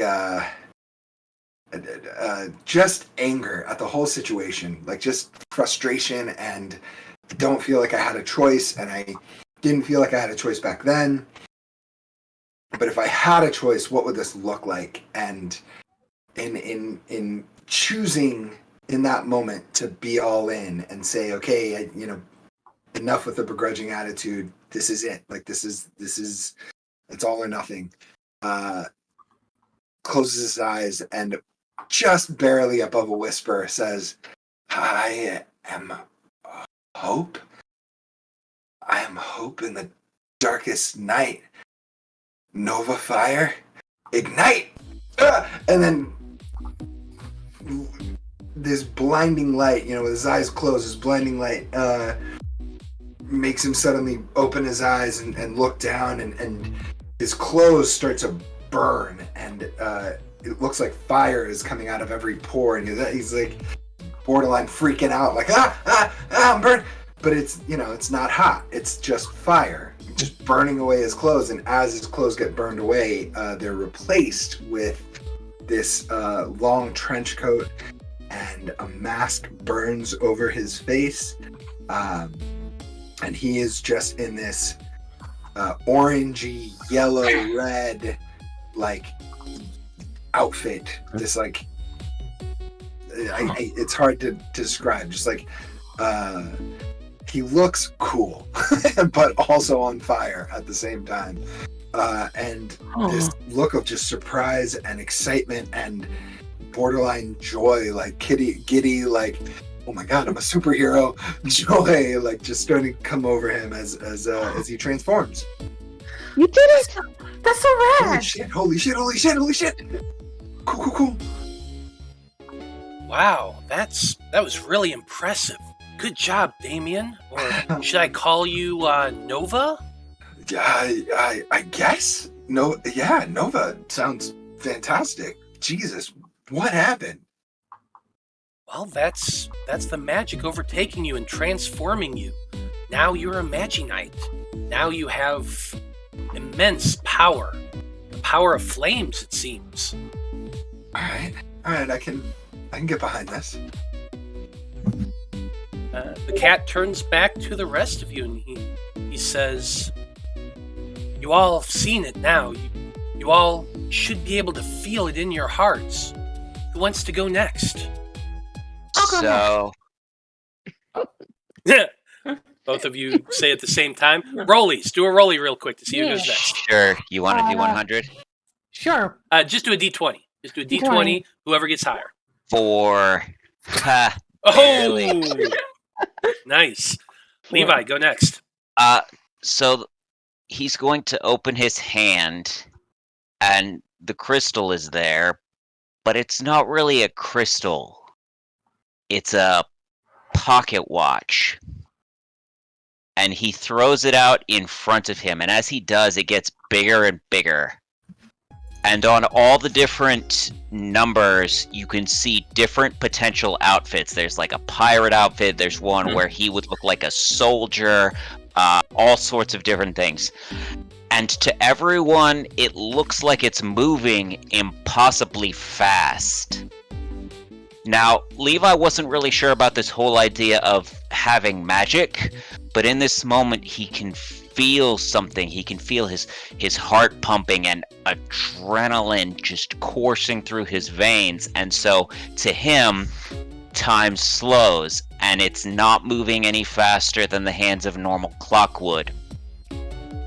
And he smoothly draws from, well, you didn't even see it there before, but he now has a holster at his hip that has a white and gold revolver, and he just draws and fires directly at the 12, which is the costume of a cowboy.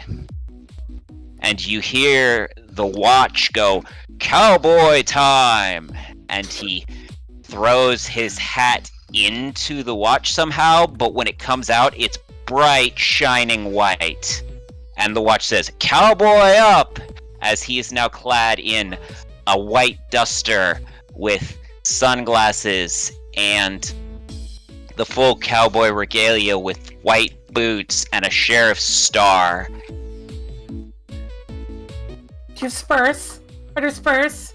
And he just looks and goes, "Time to seek justice." Love it. Love that. Aisha, you're feeling pretty dang inspired right now, I feel like.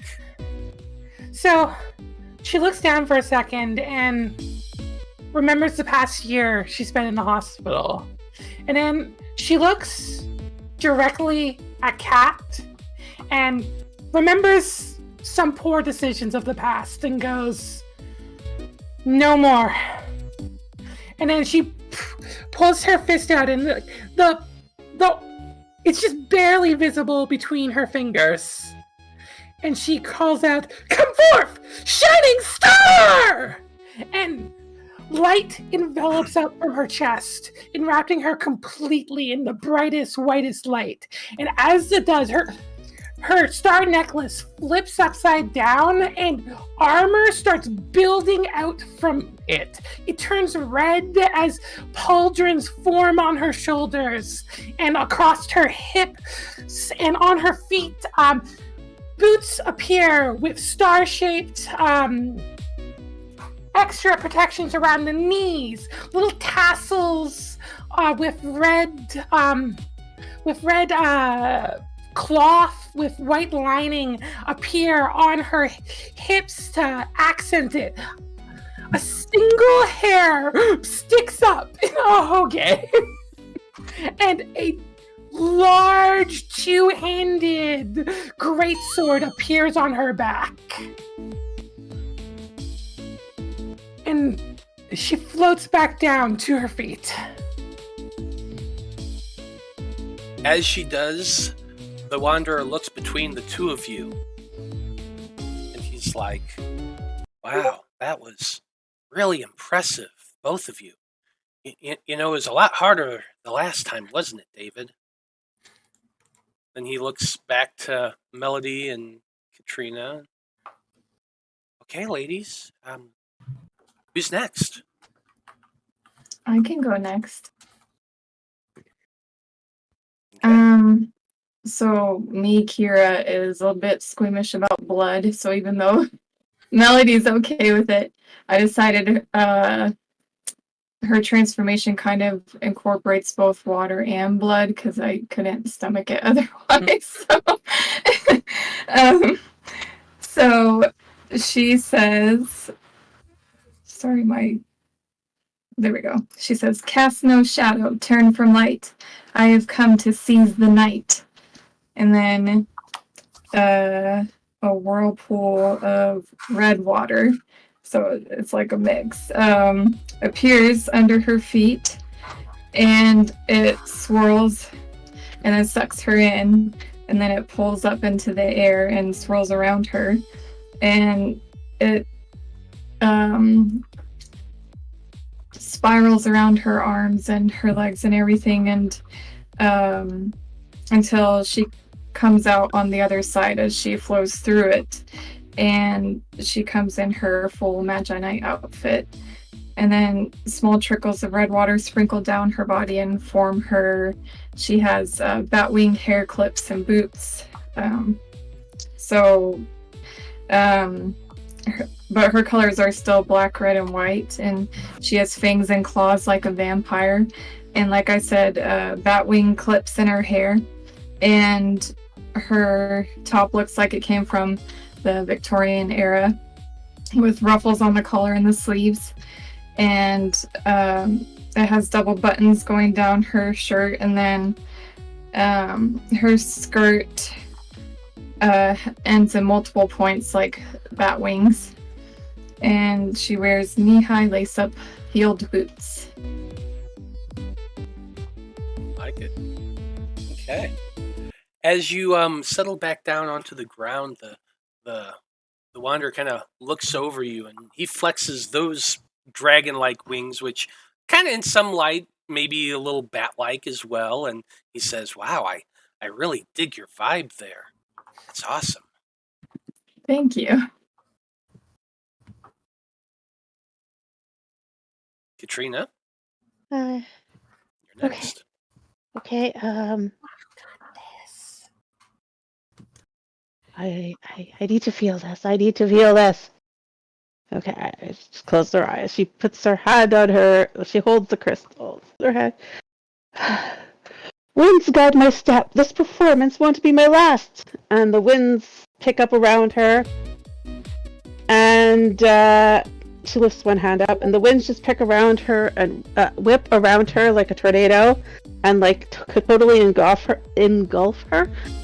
And as it kind of like goes up, and as it shows like her legs that are up, and her clothes change as it does that. And she's wearing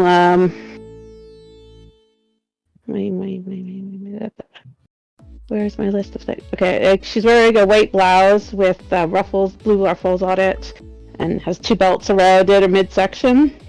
She's a little blue and teal capelet over her shoulders. Short skirt that's in the same colors with a big blue bow in the back. And high-heeled leather boots that are the same colors as the rest of the outfit, white and teal and blue.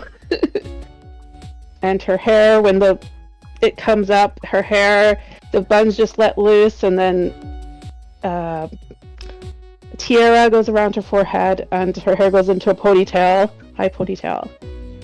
And her crystal becomes a necklace around her neck. And she has a ribbon over her head that just, the wings just coalesce into a ribbon. That's her weapon. And she just kind of like... Oh, nice. just kind of like goes around her, and she just kind of poses as like, "Sky Seeker." And then she kind of puts the ribbon on her side. Okay. Love it. I think I did it. Love it. Awesome. Well, now as you all stand there looking at one another, your crystals shining on your armor somewhere apart your body, or in Levi's case, held in his hand as a watch. Those crystals are glowing even brighter now. The Wanderer says, "Now, you have control over those crystals. You can make them brighter, giving you illumination. You can make them darker to hide yourselves. It also is the source of your power. In your minds, you can feel the magic within you, the affinity to your elements. You can call upon that magic You should be able to hear it in your mind. You know the words in your hearts. You can also summon forth your weapons to fight. Now, we know that somewhere in this park, it can't be too far, no more than, I don't know, 120 feet maybe. They're out here somewhere doing something wicked. Now, some of you should be pure enough to be able to sense them even at a distance. Focus on your soul crystal. And you may be able to find it. And for a mechanical standpoint, those of you who are proficient in purity can now make a roll to do a reveal outsiders check. I am not proficient. Purity. You said in purity? Yes. Yeah, proficient in purity. Is this a group check? Or is it individuals? This is just for those who are proficient in purity. Oh, okay, got it. Yeah, I'm not. I am not. Is anyone proficient in I am. purity? I am, but my score isn't right on the sheet. Are you Okay, looking well, at the lower set of skills? Yes, purity wouldn't be on the upper set. Yeah.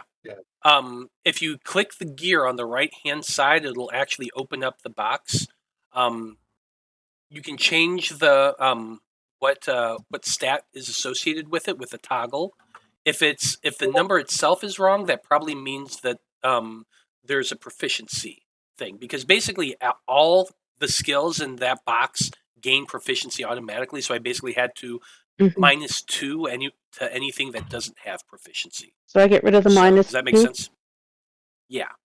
Because I should have proficiency on that. Then you would just put that as a 0, and it should be the right stat. Okay. Thank you. Okay. Go ahead and call out your rolls, both of you. I got 17. 13. Okay. Both of you are able to sense it. It's not far from you. You're scanned the tree line, looking around, and to the north of your current location, there is a small circle of trees just in the distance. No more than maybe 100 feet away from where you are. You can sense it. That it feels almost like an oil slick. Just gross and off feeling. It's like an ember in your mind as you focus on the crystal, and you can just tell the offness, the rottenness of it. It's definitely counter to what you would consider good.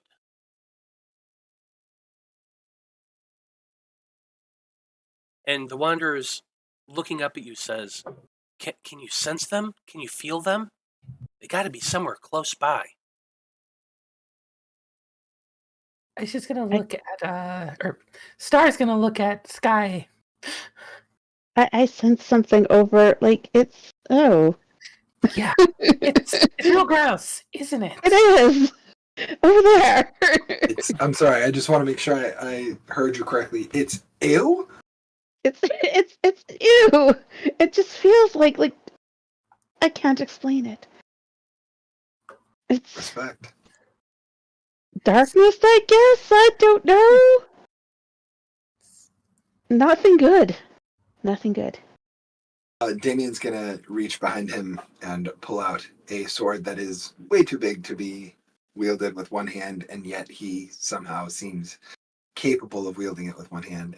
And in his left hand, he's gonna clench a fist, kind of instinctually, getting ready, and a shield basically morphs out in pure fire, like flames burn out into the shape of a shield. And when the flames burn away, he's got a sword and shield ready to go, and he looks over in the direction and just starts walking, just ready.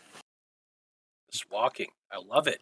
Boldly striding forward in the direction your companions had pointed.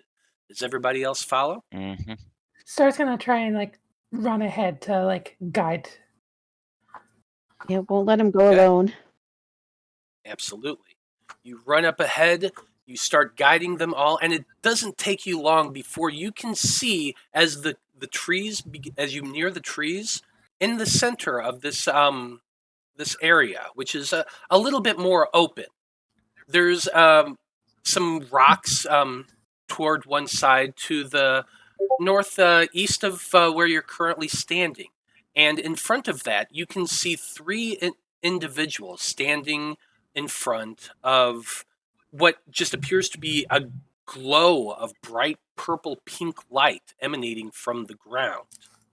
As you're approaching, you could hear this. Just this strange sort of ghostly chanting, ominous in a language none of you all heard before. And as you get closer and pause looking at this scene, you can also see between you and this glowing light, these adults just kind of stand there, watching the glowing light, almost in a zombie-like state. Their clothes are disheveled, dirty, half hanging off at some points. A couple of them are missing a shoe. And they just stand there like this. But you haven't been moving stealthy, you were moving boldly forward. And one of you inadvertently, steps on a branch. And they all turn to you as you witness this scene right here. I'm going to need everybody to roll for initiative. Cool.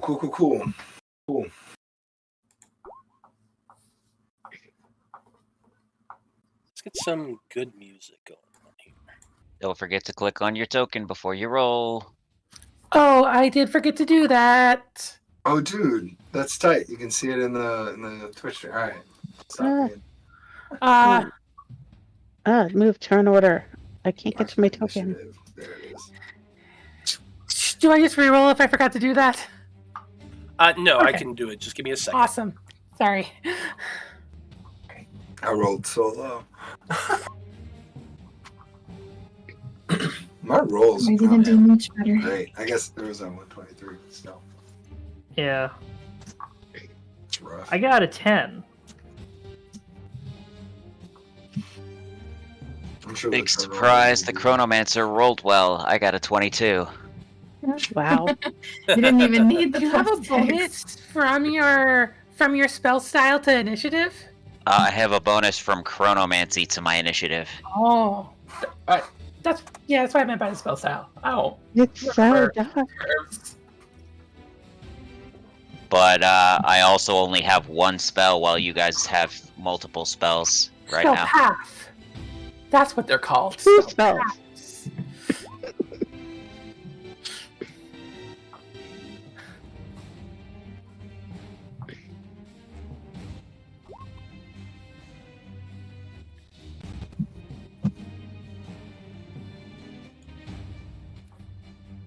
Okay.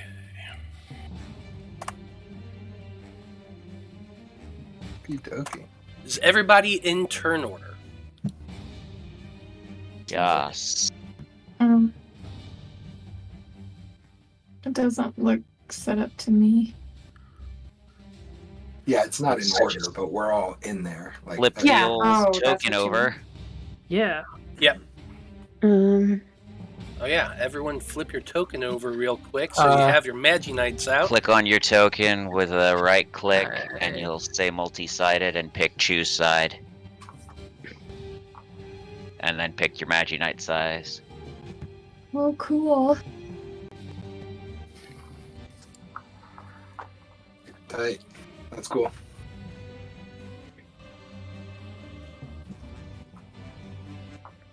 Okay, so we are starting things off with this battle with one of the cultists who, well, like I said, as you're walking up, they're all making that really ominous chant. Like that. Now, you watch as one of the individuals, the one right up here, raises his hands up and begins chanting this odd string of phrases that almost sound like nails scraping across chalkboard to your ears.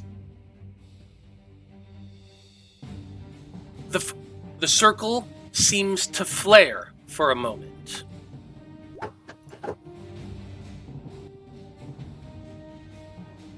And then flashes brightly.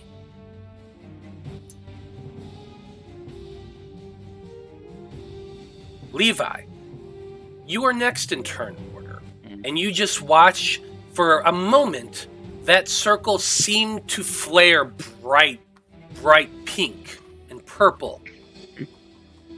And you are the first to react. So what do you do? This cannot be any good at all. 5, 10, 15, 20, 25, 30.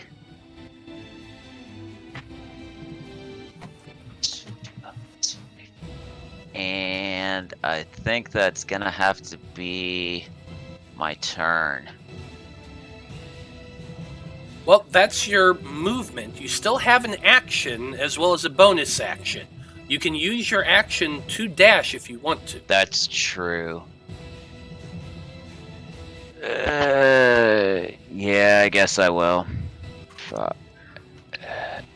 Don't you have a gun? 5, 10, 15, 20, 25, 30. I have a handgun. It's not the same thing. Its range is very short. Its range is hand. But you were within range of the four men here to the side. You're within 20 feet of that. Oh, weren't you? the weird zombie guys? Yeah. Yeah. Can we see them? It looks like our vision is like tiny circles, like it's only like 15 feet. Should be. It looks better on the stream than in Roll20. In Roll20, the shadow. Oh, I know that. So it is dark right now. Okay. So you should be able to see like a little bit ahead of you. There's a little bit of visibility because the moon's out, that sort of thing, and you can see that you can see that glowing part of that that circle over there. So you'd be able to at least see the shadows of the people standing there in the middle of the open field, but you would have you wouldn't have a whole lot of distinct features visual from where you're currently standing. Gotcha. But as Levi went running closer, he had a very clear visual of them. Gotcha. Okay. Well, I'm gonna hang out here. Okay. Next, we have Aisha, who did just see Levi go running off into the gloom of the night. What are you doing? So I realized I didn't write down, how much MP spells cost. 3. Just free? 3. Cool. 3. Yep. Sorry. I have a speech impediment. I cannot say that word. Yep. Yeah. Cool. Is German 3? Sorry. So, if something says it's squadron, there's no range for it. It just will affect everyone in the squadron. Correct. Hot dog. Okay. So first things first. Star's gonna realize that they have access to magic now, and she's just gonna try and pump everyone up as much as possible. Trust in the faith that is a place in us, or of enhancement. So I'm casting Amplify 1, which Magi-Knights within Squadron add their reputation level, minimum 1 to their attack rolls, and to resist. Nice. Okay, so I'm going to give everybody a little dot here to remind you all of that. And it doesn't say there is like a time limit for this, so I think it's like for the combat? Concentration. Pretty much, yeah. It takes total focus, but yes. Yes. Oh, it's a concentration? Yep. It's a Cool. little different than concentration, but mostly the same, yes. Yeah. Yeah, it's Uh, total focus is what it is. yeah. And it's a plus. But very, very similar. Yeah, the main difference is that if you get hit, it doesn't mess it up. It's just if you cast another total focus okay. spell, you can't keep both of them on. Cool. Yeah. I'll Yeah. add that somewhere later. Cool. And then I'm going to. Oops. 1, 2, 3, 4, 5, 6, 7. Okay. And as you get closer as well, you would see the 3 men in robes, each wearing different colored robes, now that you're kind of getting closer and looking at them. One's wearing dark blood red robes. One's wearing a really dark brown that seems kind of dirty. And the third is wearing jet black robes. The 3 of them have not seemed to notice you at all, but you can also see that those group of adults that's just standing there in a stupefied fashion. You do still technically have a bonus action if you have anything you can do with that. If I flare a spell, does that cost more MP? If you what? Flare a spell.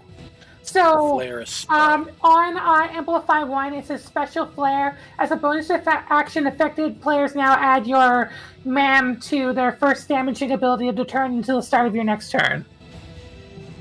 No, I don't believe that costs any additional MP. It's just you sacrifice your bonus action to do it. Okay, Yeah. cool. And it has awesome. to be the same turn you cast it, I believe, too, which you did just do, so that's fine. Yes. Yeah.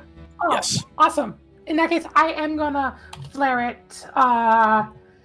Putting my all into it. First time ever casting the spell. So until my next turn, everyone can have a +3. Nice. Plus the +1. So 4 total. Yeah. So everyone's next attack or spell attack or whatever gets the +4. And so does any yeah. roll to resist. It's +1 to the attack, and then if you do What's the attack? damage, it's a +3. There we go. Gotcha. So +3 to damage. Got it. Okay. Next up, we have Katrina. What you doing? Okay. Which one of those 3 was doing something before? The top one? You could, the one in the dark red robes. Okay. Well, I need to move closer, first of all. I can move 30.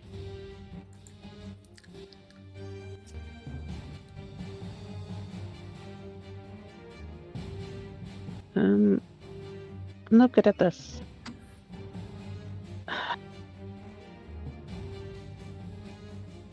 Is it there? Why does it do that? I lost my... It doesn't stay there permanently. But you can, if you hold shift as you're dragging it, when you release it, then it'll stay up. Yeah, well, for some reason, my whole snap to the whole measuring bar disappeared off my toolbar. It went to a little small thing. Anyways, it does that sometimes. I don't know what I did to it. Now they're all within 60 feet. So, where's my thing that tells me what I can do? I will do a beam attack, which is 60 feet. Awesome. I will attack the red one. I just have to figure out how this works. So she will, just say, "Wind, lend me your power! Air blast!" And it'll make a little, she'll swing her weapon and it'll make a little swirl that goes towards that one. And I need to find it on my sheet to do it. Spells, beam 1. Should be in the middle. Wow. Ooh. I guess it crit. Crit beams are fun. Crit beams are fun. So, a fistful of dice. You can click on beam 1, like down below, and it should do it all. Yep. And it gets a Yep, bonus. there you go. It gets a bonus as well from Aisha's thing, or Yeah, you Yeah. plus 3. Yeah, so all that plus 3. In total, that's 34 points of damage on a single freaking attack. So you send this At level 1. beam out at level 1. Yeah, this is actually going to be funny. Watch this. It goes. You said it was at the tan guy, or was it the guy in the red guy? I think I was aiming for the red guy since the red guy did before, but the tan guy's closer and probably would have a better aim at. It's up to you. You hit him, so it doesn't matter. Well, the red guy had a turn, so I guess the tan guy Got it. is closer. Okay, so this is what they see. Oh, that's cool. Oh, you have an effect? I had an effect to use. You shoot your beam out, it smacks that guy right upside his head, and you just watch as he spins in place, like his hands were up and were about to do something, and then boom! And he goes spinning and just crumbles to the ground, completely knocked out Can I do that? with a single freaking hit. So he's down. He's not like hurt. He's He down. is down. Wow. He is on the ground, just knocked out. I was gonna be like, way to go, cat. Did she mess up the circle? I mean, I Sky. hope so. Yeah, that was pretty impressive. Trying to mess up the circle. Is there a place on the sheet to record like your MP? Yes, there is actually. It's on the right-hand side. It's just a little box that says total MP and yada yada. Great work, Cat! I mean, Sky! Thank you. Yeah. I assume that's it for your turn, or do you want to use your bonus action to shoot again? You can do that. I don't know. How do you do that? So, to quicken beam, you're using your bonus action to cast the spell. It still costs the same amount of mana, 3, but it only does half the damage you roll. Okay. I'm still. I think that's correct. I'm still looking for the MP on my sheet. So under core, middle right side, there's like 6 boxes in a grid. There's a grid. Um, You'd probably have somewhere around 8 or 9. I think I only have 8, but I can't find it. I'll just take note of it and figure it out later. Yeah, it's... Okay, look on the right side of your character sheet. At the very top, you're going to see the word characteristics. Follow it down past a short and long rest, which actually shouldn't be on there. Mana. And the middle on the right side, that's your mana points. Okay, I found it. So I was seeing stress, exhaustion. Okay, that's not it. Yep. Okay, thank you. So, like I said, you could use your bonus action to shoot again if you wanted to. I don't want to use all my mana in one turn, but I guess. Oh well, I will shoot again at the. I guess the other one that's at the bottom. I don't know what color it is. Black, I think. But it's gonna do Yeah, half the black. damage this time. It's going to do half damage. Do you want to Half do damage. half damage, or do you want to save it? And Well, I could save it for another run and get it. I have too It's many up to things. you. crit? Yep, it's Oh, it's entirely up to you. Oh, I should leave something for somebody else. I don't know. I don't think I have any other bonus You action. don't have to do a bonus action all the time. You can just pass. Yeah, you don't have to. I was just reminding you that you have the ability to if you so choose. I will wait right now and see how things go. Okay, fair enough. Hold on. Next up, we have this group of mind-controlled humans over here to your right. Oops, that's not what I meant to do. over to your right over here. I know those. They, with the big old boom of the beam, they all kind of jump and turn to see all of you. These people are slack-jawed. Their eyes seem vacant. You can only barely see them in the shadows. But they're there. And as a group, the four seem to raise their hands up and point. And they are lumbering in the direction towards you, Katrina, because you're the one who just shot. 5, 10, 20, 25. So they seem to move kind of right around here. This one kind of... They kind of move together as a bit of a snake. Just all right next to one another. Right, their hands outstretched, rising toward you. Go away. What I'm going to need... What's that? Go away. So they're just charging towards you, reaching out at you, trying to grab at you. And hordes work a little bit differently in the Magi-Knight system. Hordes move as a group. They attack as a group. They can be targeted individually, but there's also some spells that target them as a group. Their attacks and their damage and the it tends to vary based on how many are there and how tough they are. But they all do attack as a group. So they're all rushing towards you right now, Katrina. And I need for you to make a let's see, what do I need you to do? You're gonna be rolling to resist attack. It's gonna be a physical. You can either roll a athletics check or an acrobatics check. So this guy says roll to resist. Yeah, not to roll to resist.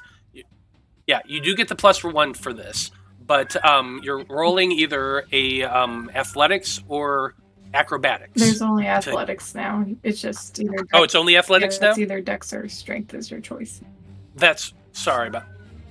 I was listening to one of the last game today. So just an athletics check. My apologies. So you're going to roll just an athletics check. You can use either your strength or your dex. Okay. 22. Oof, very easily. You nimbly dodge out of the way, rolling, and get back up on your feet in a bit of a crouch as they just kind of tumble around towards you, trying to grab at you. But you did dodge them. Well done.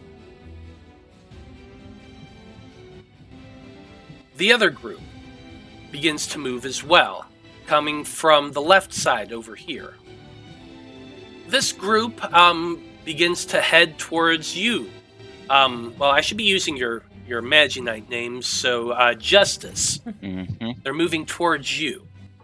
5, 10, 15, 20. They can move a little bit around like this.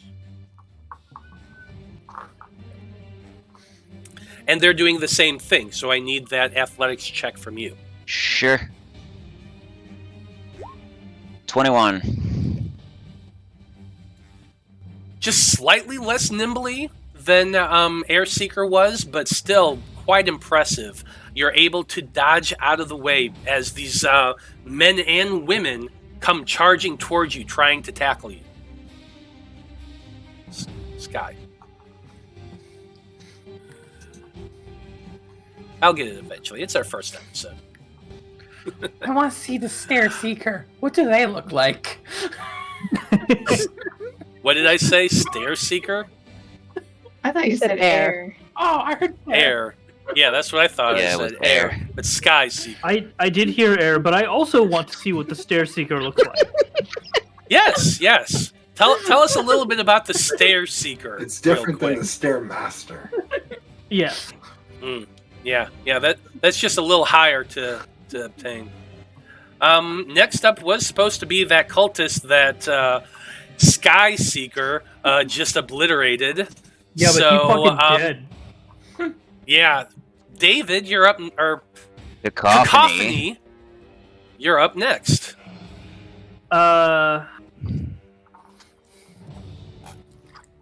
Cacophony like kind of sticks their arms out in front of them, middle fingers down a little bit, and very quickly materializing underneath his hands are two ethereal purple turntables. As he spins them, everybody begins to hear a beat in their head. I'm not going to do it. Maybe Matt has a button. I got. I might have a button for that, actually. Where it's at. And it's But if I do, keep going. It's fast. It's energizing. It's uplifting. And we're gonna add stacking to amplification 1, so that +1 that everybody gets to attack and resist rolls becomes a +2. I don't know what any of these do, though, so that's not a problem. Don't push those buttons on a live stream. What are you doing? There we go. How about that one? Nice. I like it.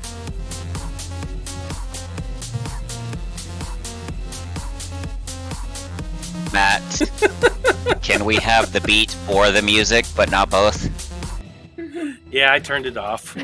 I don't mind it. It's just with the music at the same time, it's a bit much. It's a lot. I know. It's a lot.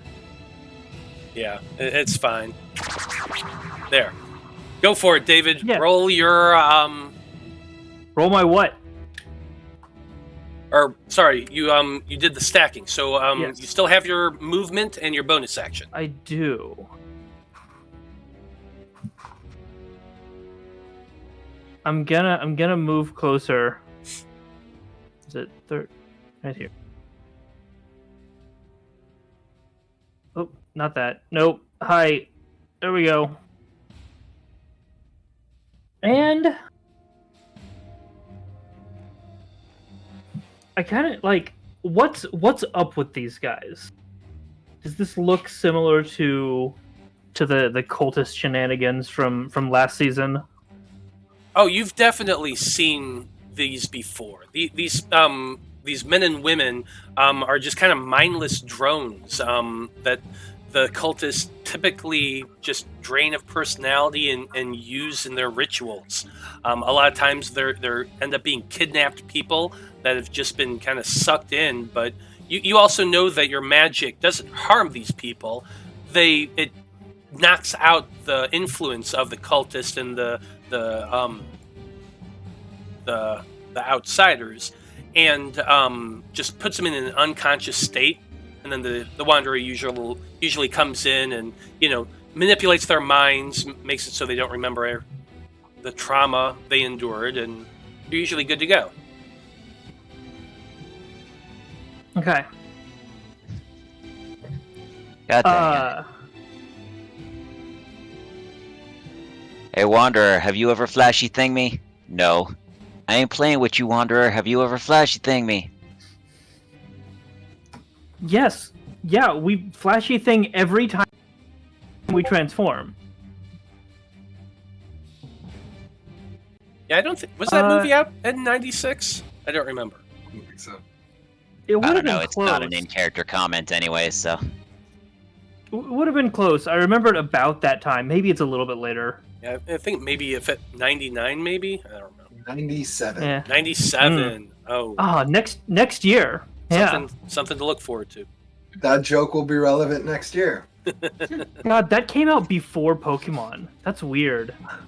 Right? All right, so Yeah, it who's is. next? Where are we? Yep. Oh, sorry. Yeah, it's still your okay, turn. these are the same. These are the same guys.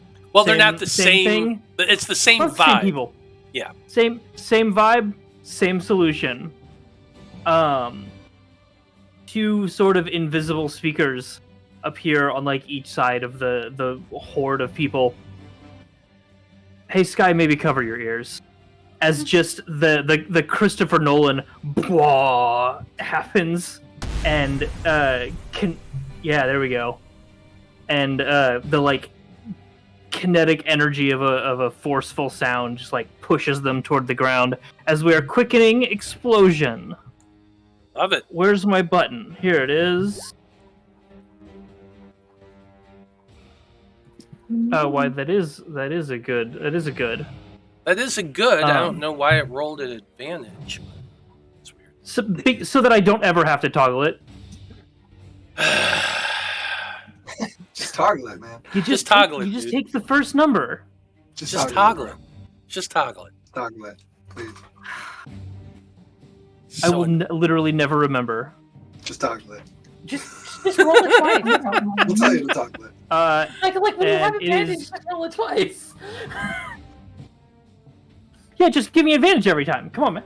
No. That's not what I said. That's what Anyway. I said. Yeah, so this is quickened, so 7 damage to the crowd. 7 damage to the crowd. You see them all grab their ears and just kind of shake a little bit from the reverberation. They all take the damage.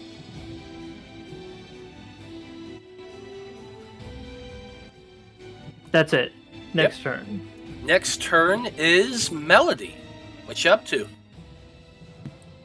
Okay, so Melody's boots, when she's going to move, they have wheels come out of the bottom, so they're like rollerblades. Heelys. Well, full wheels, though, not just in the back. And she's gonna get closer, and she can move 40 feet, so...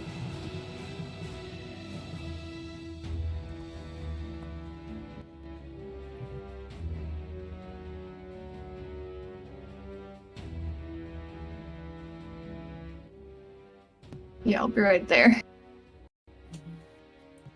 And then I'll attack with claws for weapon. Okay. I imagine it's kind of like, that whole anime thing where you just kind of duck down and the arms are kind of back a little bit as you go racing forward and then just start slashing. Naruto run. Well, And then, no. And then she doesn't smile very often in her student persona, but she actually grins with like her fangs showing before she slashes. Oh, so she's violent, is what I'm hearing. It's a good way to get out her negative feeling. She's a goth/emo girl from the 90s. Yes, she's violent. It's a little bit sadistic. It's okay.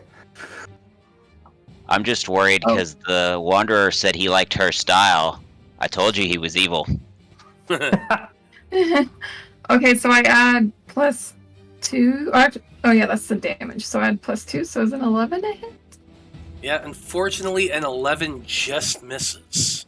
Darn. Okay. It's a new sensation for you. This is the first time you're doing it, so maybe you kind of overcompensated a little bit with that swing. Yes, probably. But I have a coupled weapon, so with my bonus action, I'm going to attack again. Absolutely.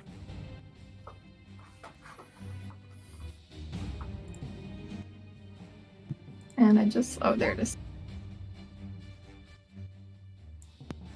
I'm assuming that one's a hit. Yes, that is absolutely a hit.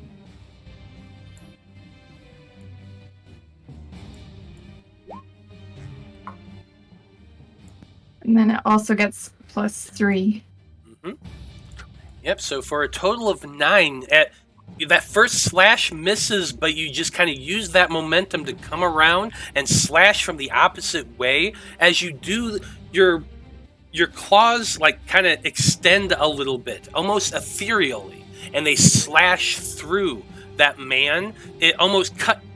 You see like the spectral claws just kind of scrape through as your fingertips touch his suit coat, but as you pull away, that magical energy comes pulling away with it, and the man drops down to the ground, just falls, boom, almost bonelessly. Okay. Down? Like he's down?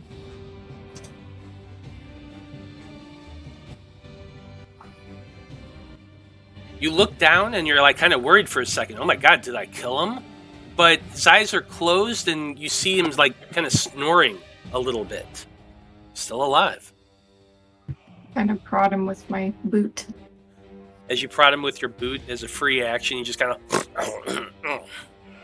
But as otherwise... Do we all see this?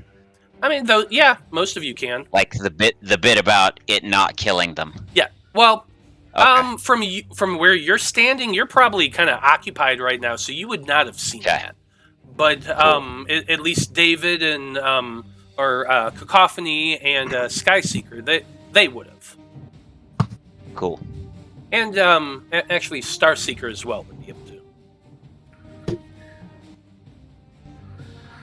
That's it for your turn, I presume. Yep. Okay, that's it for Soul Seeker. Next up, we have Cultist in Black's turn. He sees this whole thing and he looks a little panicked, but he raises his hands up in the air and he starts chanting even louder and more forcefully.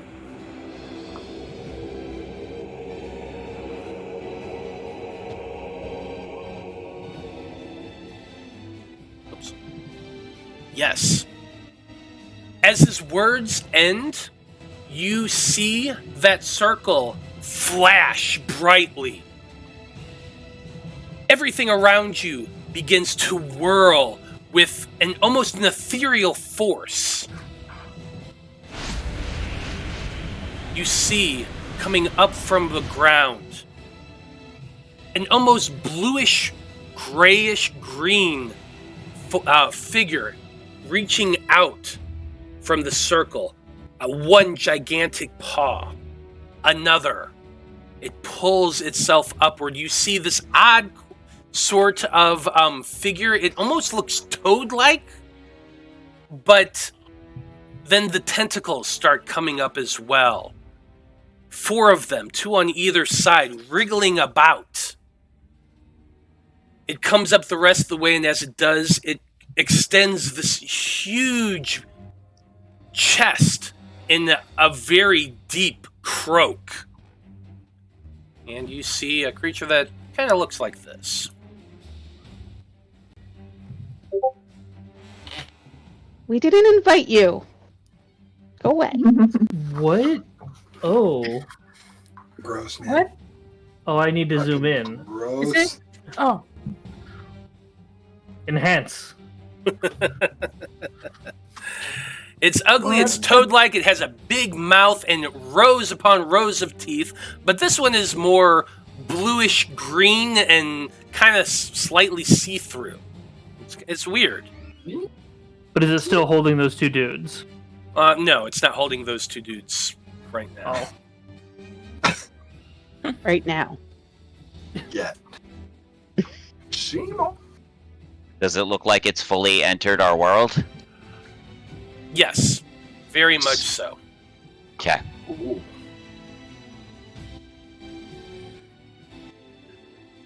Damian, or Nova Seeker, I should say. Yeah. You are last in turn order. Indeed I am. So, explain to me how explosions work. Like, if I do it on the 3 zombies, if I light them up, is it going to light up my pals over there? It will not. The magic, you inherently know that the magic you cast, it only hurts the outsiders and those touched by them. Your friends will not be harmed by your attacks. Okay. You also probably saw that I literally did it with Sky in the way. Yeah, that's true too. Okay. Interesting. Remind me the magic that you did? I apologize. I was trying to read to find out if that was the case, but... He did explosion as well. Yeah, I did explosion. Oh! You also have explosion. I'm sorry. I do. That. It's very fun. Cool. In that case, what do I want to do? I'm a little nervous that Levi is up there surrounded. And, Justice is up there surrounded. And the rest of us are surrounded too. So, I'm going to invoke my sense of like desire to protect, make sure everyone's feeling okay. And I can feel this like flame welling up inside of me. And I could put out a hand, not knowing what I'm doing. And a song lyric goes through my head and I don't quite remember it. And as it does, flame appears around everyone. I'm going to cast Restoration. Let's see, how do I do that? Do I just click the speech bubble or do I click the word Restoration? The speech bubble is what you'd click. Okay. Click that. It says for description only. Protection spell, provide only temp HP to Magi-Knights within my squadron. Mm-hmm. How much? How much do we get? That's what I'm trying to figure out. You What I'm roll supposed to do here. 1d4 plus 1d4, your yeah. MAM. Okay, so MAM is listed on. It's your whatever stat Magic you use attack for... modifier. Yeah. Yeah. Yeah. Your intelligence, right? I apologize. I'm gonna look at the other character sheet because I remember where it is on there. I mean, it's different for every character. Yeah. Yeah, I I think I think remember it He being means your like the intelligence. PDF. Yeah, I'm Like, looking at the physically. PDF. Oh, okay. No. Yeah. I have listed down that you use your intelligence modifier. Yeah, it looks like it's +2 MAM. Okay, phew. Got it. And so I roll a D4 +2. Yep. And then is that do I get the +1 or No, is that you should just have attack? your intelligence is a 16, right? Yes. Then you should have a 3 as your magic attack modifier. Oh, And an extra 2 from our amplifiers. Correct. okay. Cool. Got it. Maybe I forgot to change that from when I... okay, so I roll a D4. Rolled a 2. +5 is what I'm hearing. So everyone gets 7. 7 temporary HP? hit points. Yeah. Awesome. Not bad at So all. everyone gets this glowing aura of flame. That's not hot. It's warm. It feels nice. It's like it's a hug. I'm glowing. And he's gonna, after focusing and seeing that happen, this flame going out, he's going to move his way closer. And where's movement? I apologize. Movement should be next to. Actually, you don't have it on yours. Yeah, that's weird. Maybe Usually it's on 30 feet. It's usually either 30 feet or 40 feet. Yeah, It's right 30 next feet. to your initiative. It 30 says feet. speed. Nailed it. Yeah, his is I can blank do for this. some reason. Nailed So it. I'm- Oh, I am gonna go right. Can I go here to this square? Yeah. Yeah, Uh, you should be able to without problem. You'd be Okay. basically jumping over an unconscious dude to get there, but that's no problem. Yeah. Legit. And I am going to hang out next to this horde of zombies. Sounds good. Everyone's got 7 extra temp HP. Sweet. Love that Put for you. that in my sheet. Okay. We are at the top of the turn order again. And the cultist in red, he has his hands up and he lowers them now and he's kind of looks towards each of you, seeing you there now that, his ritual is complete and all. Let's see. He has a few cool abilities. Let's see. What do I want to him? He wants to run away. Surrender. Yes, he wants to run away in fear.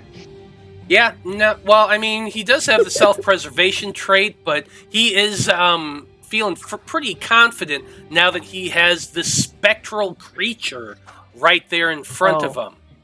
You're right. He wants to hop on the creature and then run away.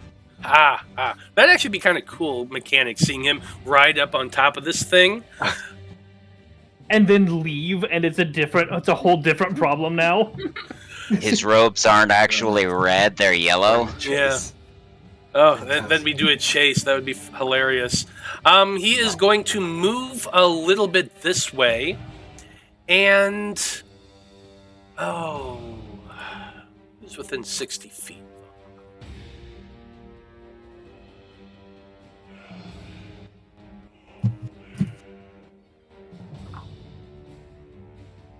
Yeah, Levi seems to be pretty well contained right now by their minions.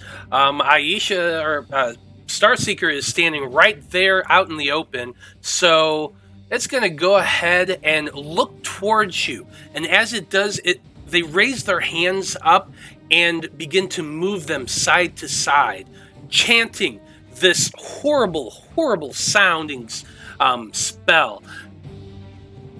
Flames appear in the middle of his hands, and he shoots them towards you.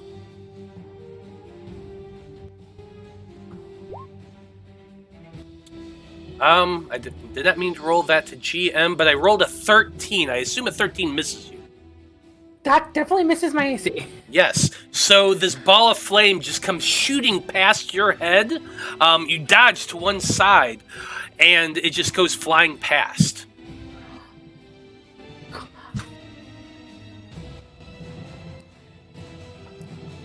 That's going to be... He just kind of scowls a little bit. Damn it. And Levi, it's your turn. Awesome. So, I am going to take care of the big ol' monster, or at least try to. So, I don't think I actually need to move in order to try and hit him. Nah, he's within 15 feet, so I'm good. Alright, so because you asked us to try the weird stuff, here I go being a weird boy with my Form X of guns. So I am rolling a number of d8s plus my dexterity plus my proficiency modifier for a total of 8d8 to hit instead of a d20. Okay. So that's 29, and I forgot to add the +2 to hit, but I don't think that matters. Who are you attacking? A big thing. Big thing. Yeah. The monster. Frog boy. So explain to me the ability that you're using. So I'm using my soul gun to mag dump, which basically means that I have a number of bullets and I'm firing them all. And what it is you gather a number of d8s equal to the second rate of fire, which in this case is MG, or 3, and then I get to add my dexterity, which is another 3, and then my proficiency, which is +2, so to determine the number of dice I roll to hit. So I roll 8 dice. So you roll 8 d8s, and if the number is over the AC, that hits. That's crazy. If the number is over to AC, that it hits. No, man. Sorry, it has a 30 AC. Yes, it hits. It definitely hits. Well, 31 does hit 30, though. I forgot to add the I would +2. just like to remind you that I'm not the one who made this system. Yeah, no, this is crazy. I love it. I absolutely love it. So you just grab your pistol, turn, whirling that wheel around as you aim, and just... Yes. Now, for the damage, it's a d6 plus my dex, and then if I had rolled any 8s, I would get to add a +2 for each 8 that I had rolled, but I did not. So, Still get that 3? Yep, you still get to add the 3, though. that is 16 points of damage. Plus the 3? Wait, or did you add the 3? Hang on. That is not correct. It is supposed to be... Why am I... 7 damage, I think, is correct. 6 plus 3, plus another 3 for all of the... For the... I'm blanking now. What? Oh, yeah. So 10. Yeah, 10. 10 damage. For what Starseeker cast. Yeah. Yeah. I flared my Flared. amplify. That's it. Thank you. I was blanking for like, what the? Okay, so yeah, 10 points of damage. Your bullets strike this creature with a loud explosion, and it's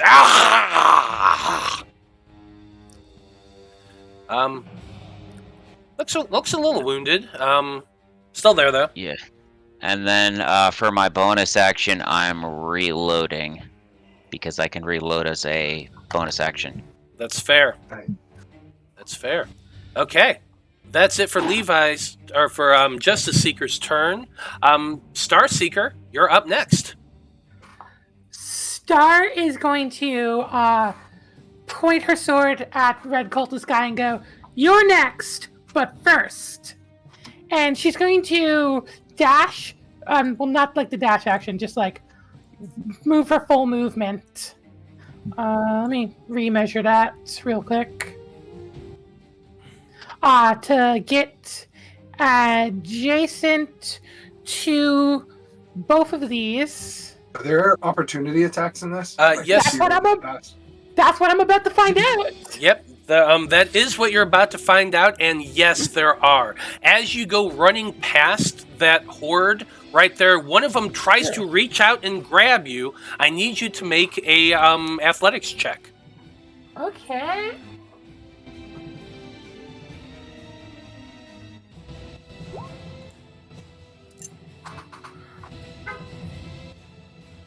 It's natural 20. Yeah. So yes, very easily they just come reaching out, trying to grab you. You dodge downward, nimbly avoiding them, and can continue to pass. Nice. Cool. Youth roll. Youth roll. And I'm just gonna run Mr. Toad through with my sword, hopefully. Okay, you're attacking the toad? Yeah. Absolutely. So that's actually 15. 15? 16. 16. 16 with both my and David, or Yes, Cacophony's amplifies. correct. So yes, that does hit.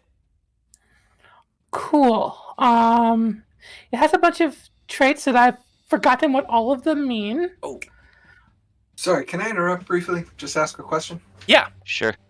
So, how many amplifies are out on the field right now? 2.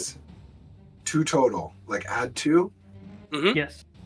Yeah, Okay. it's a +2 to That's- hit and then a +3 to damage, I believe. Remind me what the flare did. That That adds to your damage you give. got it. But that's it no longer in ends. effect, right? But Yeah, it it's no, ended. it's no It longer. it may or may not happen again because I can use my bonus action to do it again. But I thought you when can only do it cast on the turn you cast the spell. Okay, so that is that a change from what the PDF we got? Because in the PDF it says you can do it each time. Am I wrong, Doesn't matter. Kira? It's supposed to be when you cast Amplify, you can Okay, do bonus cool. action to do that. I will leave a note later after session that there's a book edit that needs to happen. Okay, I think we already have a note to clarify that too, so. perfect. Cool. A plus. Cool. So I hit.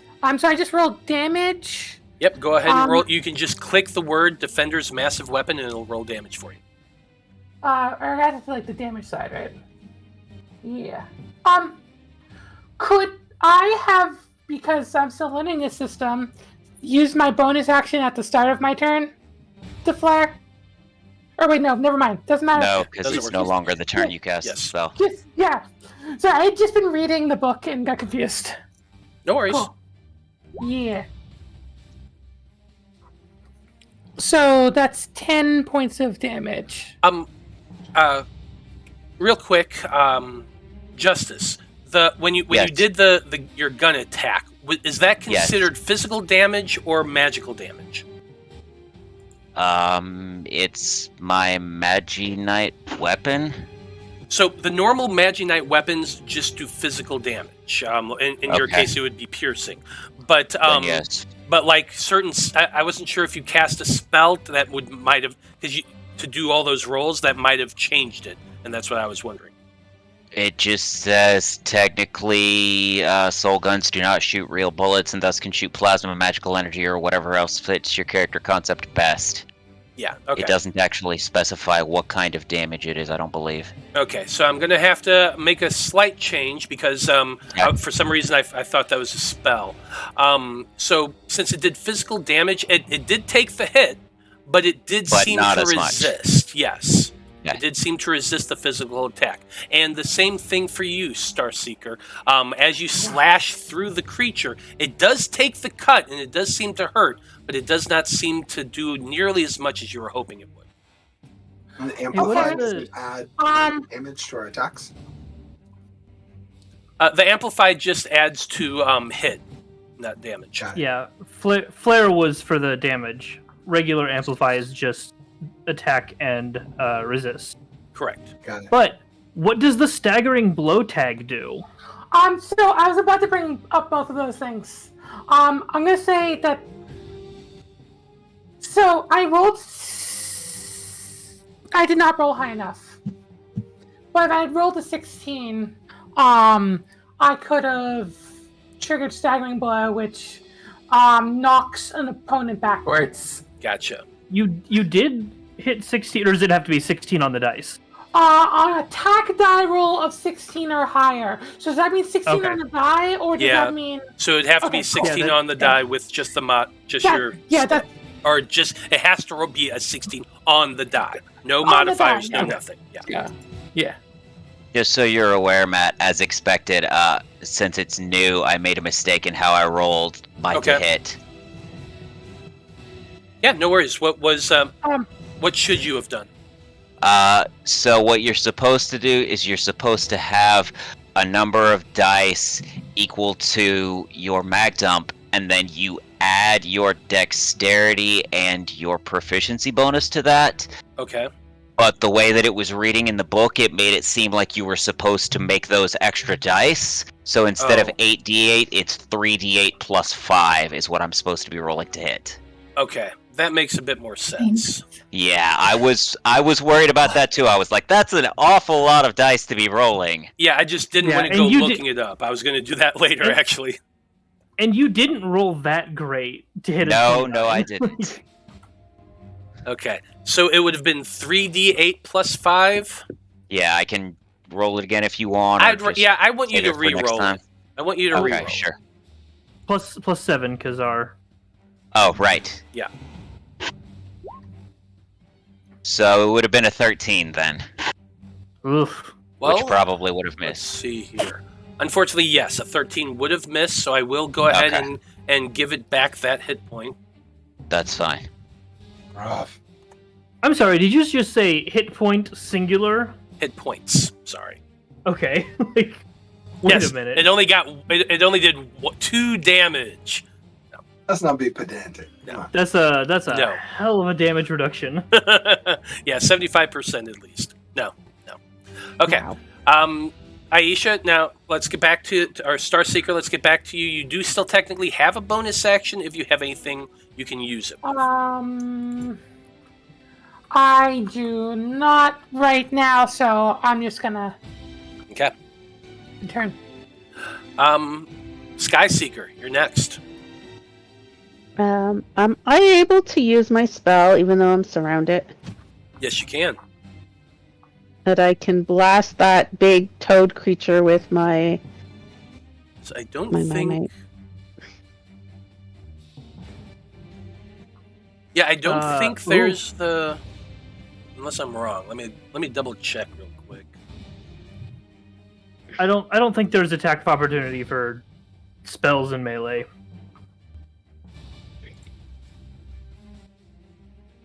For spells, it's just your weapons. Yeah.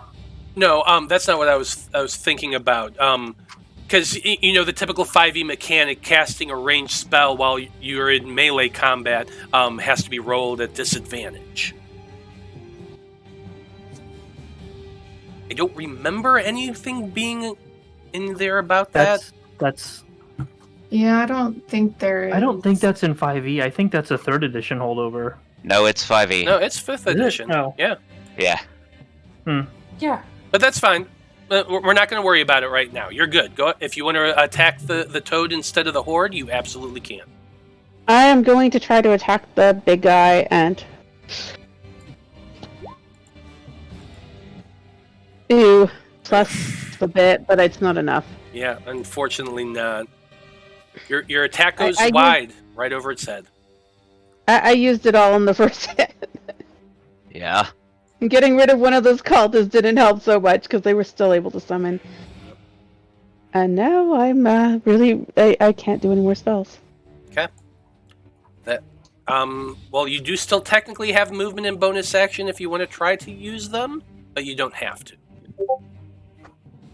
I have no bonus actions as far as I know, and I can't move without an attack of opportunity, so I'm stuck here. Okay. Well, next up we do have the controlled horde, the mind-controlled horde. They are going to be... the first one is the group around Justice Seeker, and they are just going to try to overwhelmingly attack you, so I need that athletics check again. Awesome. So first I will roll my athletics, which is a 19. More than succeeds. They're trying to grab you. Yep, go ahead. Then I am going to use a reaction. Oh. Because I am a chronomancer, so I see them coming for me, that adrenaline just pumping through my veins, and I don't even react, I just do it on instinct. Velocity Burst. When you are attacked by an enemy within 15 feet, you may cast this spell to pause their attack. You immediately make a weapon or spell attack against that enemy before they complete their attack action against you. Nice. Oh, that's so good. Yeah. Yeah. So That's be... That's counterspell, but gun. Mm-hmm. Yeah, and the best part of it is if you manage to, like, kill them, they don't get to attack, because you shot them before you then. Yep. Alright, so it's 2d8 plus 7 to hit, so that's a 23 to hit. Jeez. Yeah, that hits.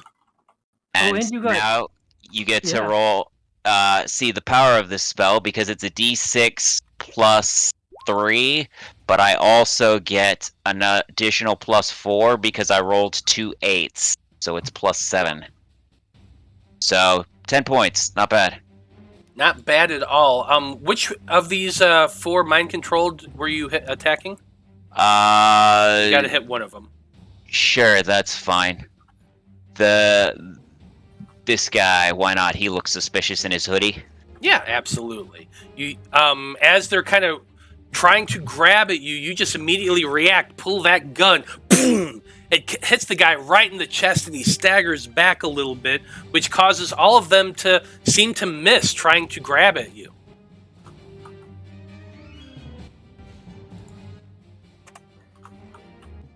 Got one more group. Bark off my mana. They are surrounding both Sky. They're surrounding Sky Seeker, but Nova Seeker, you are presenting a much more of a target.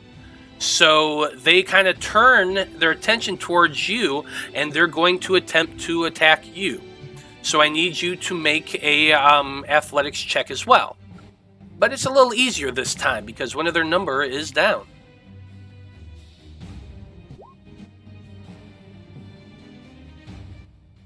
Looks like that's a 10 on the athletics. Well, here's the good news. You succeeded. Yeah. All right. One of them's down, so it's a lot harder for them to grab. They're reaching out for you, trying to grab you and tackle you, and you just nimbly weave back out of the way, doing one of those, soccer moves. Nice. Okay. Next up, we've got the Tentacle Toad. The Toad, seeing you right there, Starseeker, looks down at you. It is going to go ahead and shoot one of those sticky looking appendages, one of those tentacles coming out from the side to try to wrap around and hit you.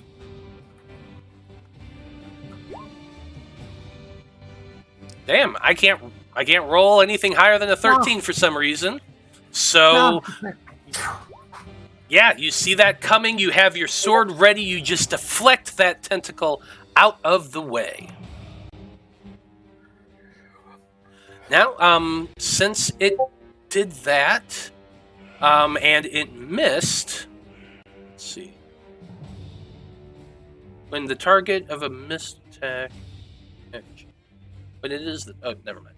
Okay, never mind. I read that wrong. Yeah, that's going to be it for the tentacle toad. Just a miss. That's disappointing.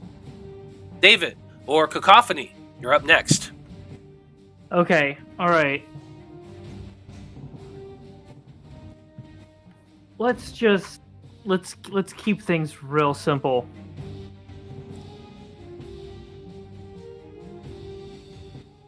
Two hands. One sits over here next to this. One goes out, extended towards the other group. Let's do a bonus action explosion, quickened explosion over here first on this small group that's already been hit. All right, you want me to turn off this toggle? Hold on. Thank you. Fine. The only thing it means is that I will forget every single time, 100%, to turn it back on. You don't have to. You just click the roll button twice. Yeah, we'll tell you. You'll be all right.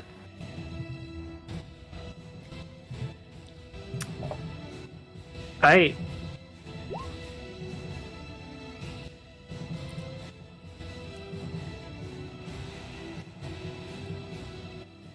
That actually goes up to 8 damage up to 8 because 1's become 3s, and then down to 4 because halved.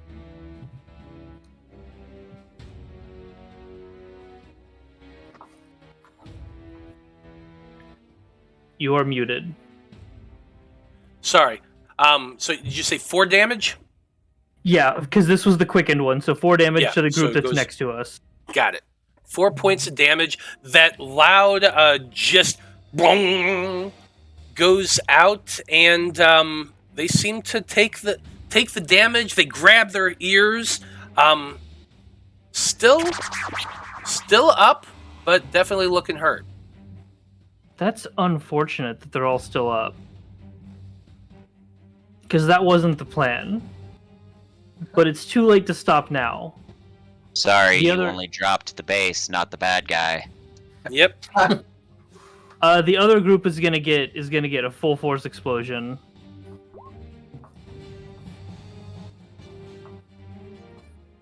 The other group by Levi? Yeah. Okay.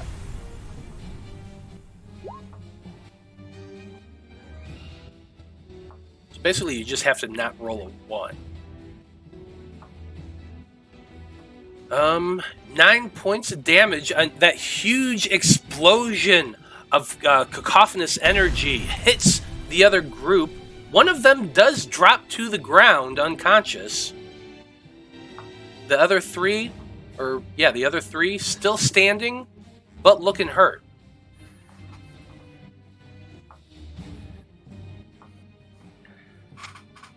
Okay. Yeah. Turn over. I'm just doing hit points real quick. There we go. Okay, Melody, you're up next. Or Soul Seeker. Okay, I'm going to rollerblade around. On the grass, that's impressive. They're magical. Yep. You just see like shreds of grass floating in the wind behind her. Air gear. She got Heelys, magic Heelys. Yes. Okay. Oh, wait. Actually, I don't want to be here. I want to be within range of 2 of them. So I'm going to slash. with my claws.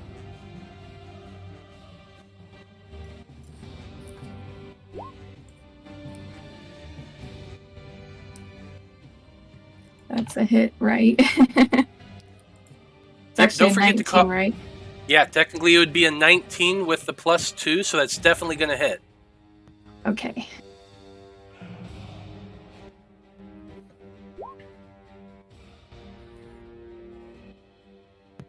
Okay, so 4 damage. 4 damage was exactly enough to take that mind-controlled woman out. You slash at her, and she just crumples to the ground, bonelessly. Okay, then I'm going to use my bonus action to attack the other one in my range. Fair enough.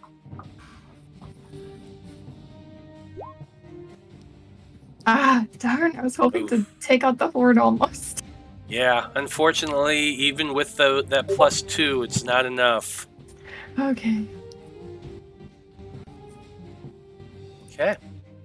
Next up, we have the occultist, the one in the dark robes, who is looking pretty angry right now. Some of his people are dropping like flies. They're attacking the summons. So, for its full round action, the acolyte lets out this string of incomprehensible expletives, cries of adulation, vows of death, that sort of thing, in just this weird unknown language that pierces your ears. All of you within 60 feet, which I'm pretty sure is everybody. Yeah, very much so. So for everybody, I need you to roll a purity check. Oh no. But this has the +2, the amplified +2? Yes. 17. Ugh. 21. 6. 20. Man, my I roll's got been 21 garbage. also. Or 23, I guess. 23, yeah. So unfortunately, Nova Seeker, you hear these words and they just go straight into your brain. You just get this massive headache, and your vision begins to grow just a little bit woozy. You gain 2 stress points. Ooh. Where do I mark that? Under the stress box on the right-hand side. Got it. Cool. Good news is right now it doesn't affect your rolls, but it is a potential in the future. Oh, no. Yeah, it is. But it is your turn. So What do happens you if I do? cast... I'm trying to remember. What happens if I cast Explosion on a singular person as opposed to a group? It functions the same way. If you cast it at a horde, it hits the whole horde. If you cast it at somebody who's not a horde, it just affects that individual. It's kind of a waste. Yeah, it doesn't do a whole lot of damage. Is basically the trade-off. There's enough people by these two next to me. I would like to make an effort to move. Oh, let me try this.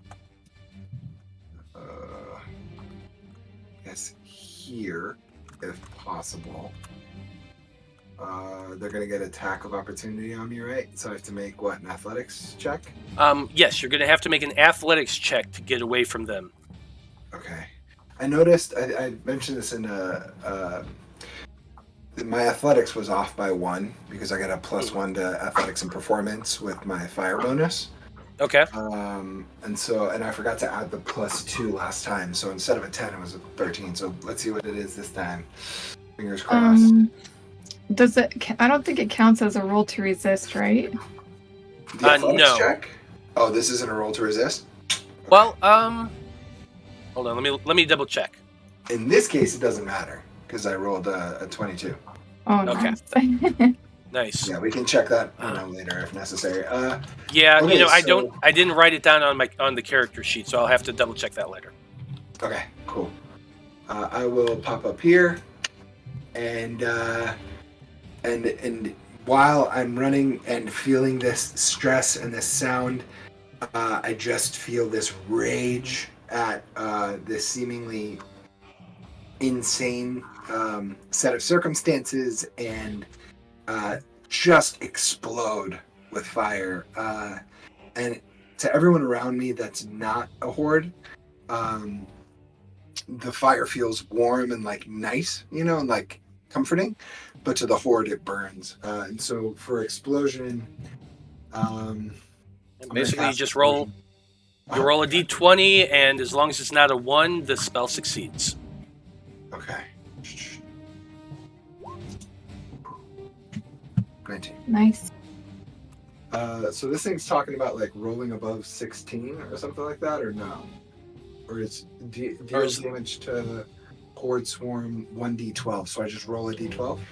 Yeah, and add your magic attack modifier. The spell should be set up on your character sheet. Okay. Do I click the little speech bubble and then? No, if you look on the main page itself under attacks, you should see the explosion. Aha! You guys are always thinking. All right, so click where it says explosion, or do I click the damage type? You can actually, for this, you can just click the damage type since you already rolled it. Got it. That's gonna be 4. Okay. Yes, 4 plus 5. 4 plus, what is it? 5? Let me... 3. The MAM? No, it's +3, but on explosion, 1s become 3s. So since you rolled a 1... Oh, I see, because it's +3. Yes. Okay, so it's 6 damage. So 6 points of damage. Your spell hits, and the fire just ignites the souls of these 3 individuals. You see it burning away as they call out, "Ah!" and then drop to the ground. As the smoke clears, you can see they are just unconscious, snoring a little bit. But they are down. Yep, all 3 of them dropped. They all only had 6 hit points. Fantastic. And that will be my turn. Okay. Top of the turn order. We are getting pretty close to the end here, but let's keep riding it out and try to finish this battle. We got one of the cultists there. He hasn't done his whole thing. What do they call it? The otherworldly curse. So I suppose I could do that, but all that does is give him stress. He's seeing the attacks. Yeah, probably not. Probably not. He also saw that you did your fire attack. He's going to look over to, I'm going to say probably Starseeker, since Starseeker is messing with their toad. So they're going to be casting that little fireball at you, and as it shoots forward with a searing word. And that's a 19 to hit. Yeah, it hits. Okay. So it does 8 points of fire damage, but I quicken barrier 1. Nice. So as an immediate action, I can do this. When I quicken it, so I cast. She quickly calls out without even realizing, "Light shine out from my chest, guard us from harm, shield of dissipation." So me or an adjacent ally, is this considered physical damage? This is considered magical damage. Cool. Then I get to do it as d8s. I get to reduce equal to by number of d8s equal to my MAM plus reputation level. So my MAM is free, rep is minimum 1, so 4. So I get to roll 4d8 and reduce the damage by that. Jesus Christ. Sounds...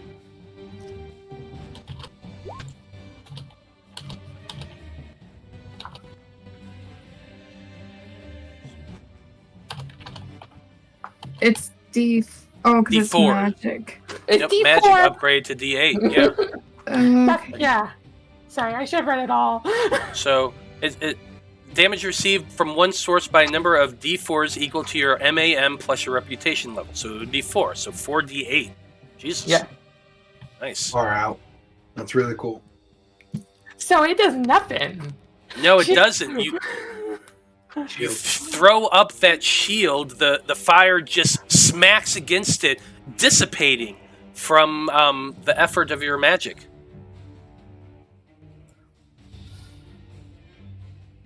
Three points of mana for completely not getting hit. You gotta love that. The cultist snarls a little bit and seems to be backing away a little bit underneath this tree here.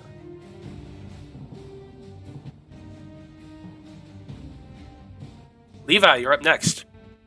Awesome. I don't have anybody nearby me, thankfully.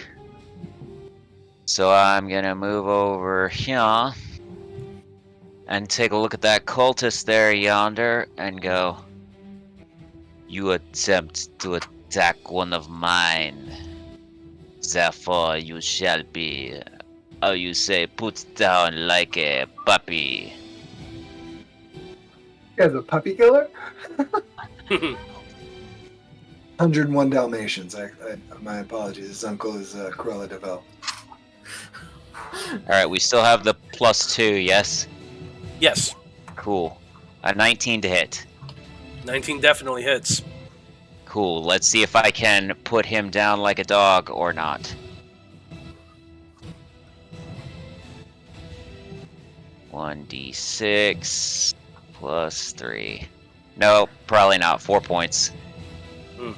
4 points of damage. He takes the hit, it hits him right in the shoulder, and he kind of stumbles back just a little bit, but doesn't do a whole lot of damage to him, unfortunately. Oh, well. Oh, wait a minute, did you did to the cultist, yes. Yes. Yes. And then I'm gonna reload. Okay. Starseeker, you're up next. This big guy's still here. So, I'm just gonna keep hacking away at him. There it is.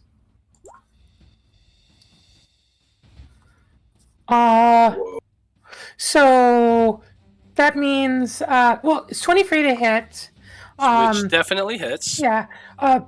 Math, I have a number higher than 16. Which means that you do get to knock it back with that staggering blow. Yeah. So first things first, I guess I will roll the damage.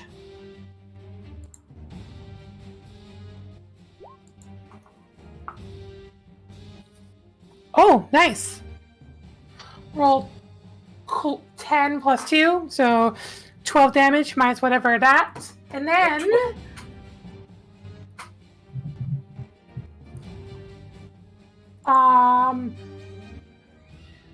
target is knocked back 10 feet in a direction of my choice. Is this a large creature or a huge one? Technically it's medium. It's just so big it's on the tallest side of medium. Okay. Which is why I gave it the bigger token. Sure. So 10 feet, I saw the direction Mr. Red Cultist went, right? That Yes, way? you definitely Yeah. did. Mm-hmm. So I don't know how to, towards him. Yeah, 10 feet. absolutely. 10 feet, which would be right to there. And I can, boop, boop, boop. Making sure I'm not missing anything. Cool, yeah. Okay. I'm going to, follow it, though. Taking any opportunity attacks that might happen along the way. Yep, they do get the opportunity attack. Let's see. That's a 16 to hit. Armor class is a DC to meet or overcome. Meet or beat it. So it meets it, then Yep. I get hit.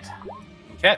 So 6 points of piercing damage. It has it just from the ropes pulls out a knife and stabs at you as you're running by. The protective fire just like soaks it all up, and I have 1 temporary HP left. Nice. And we can move like around a creature as long as we don't like leave its threat range. Correct. Cool. I'm gonna put myself over here. Okay. Next up, we have Skyseeker. Okay. I will just go, winds, lend me your power! Air blast!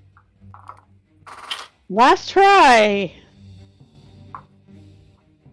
I just need... I keep clicking the wrong thing.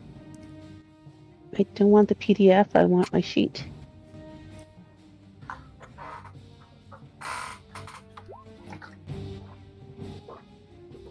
+2. So what'd you roll? 6. Well, with the +2, it's 16. 16 does hit. Yay. 14 air damage. 14 on the points big of boss. air damage. And yeah, as you strike this creature, the energy of the air seems to resonate within it, doing more damage than you were expecting it to. It seems to be vulnerable to your wind attack. Okay, and I believe that's all I can do. So That that's my turn. toad looks extremely hurt right now.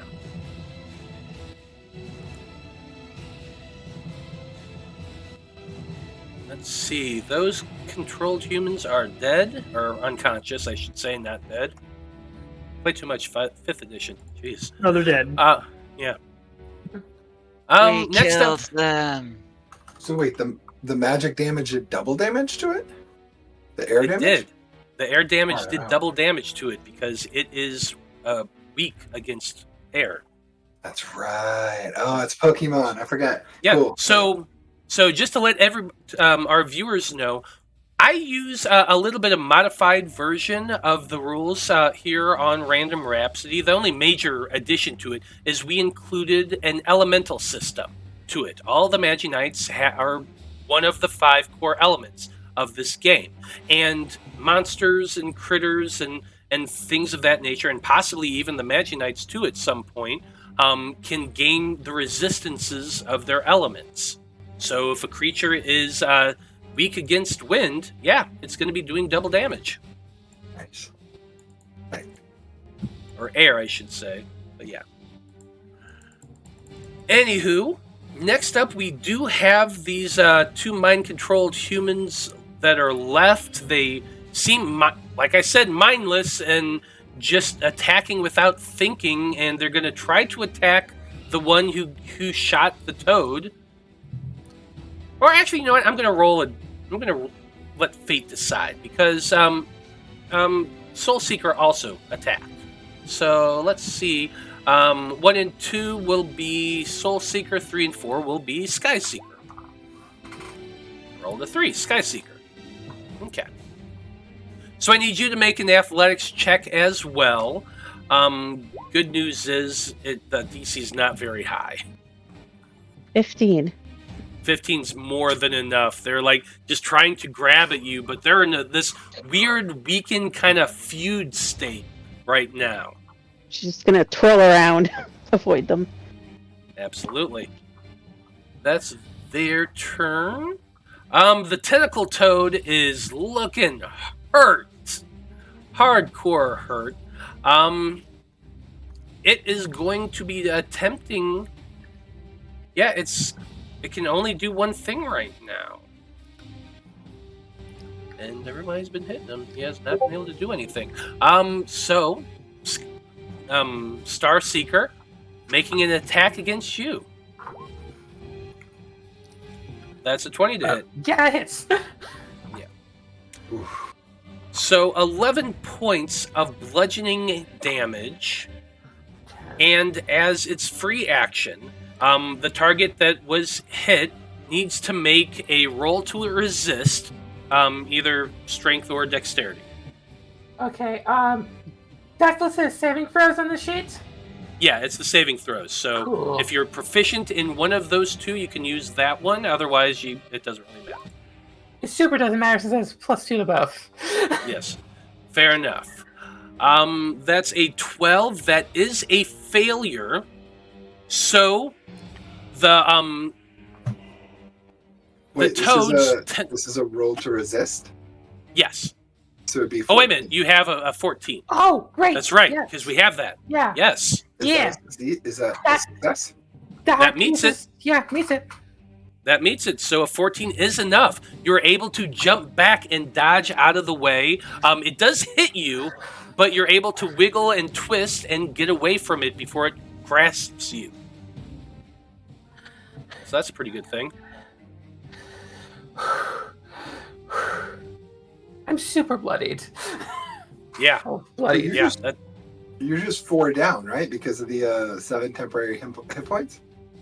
Oh, I have 2 HP now. Because I just got hit for 11. You still have lots Oh, of and you've gotten hit fractures. before? Yeah. I got Yep, knifed. but you got no fractures, so that's good.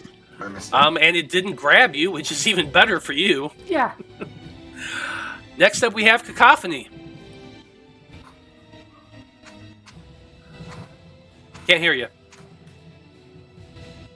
No, you can't. I muted to cough because I'm polite, and then forgot enough. to unmute because I have short-term memory issues.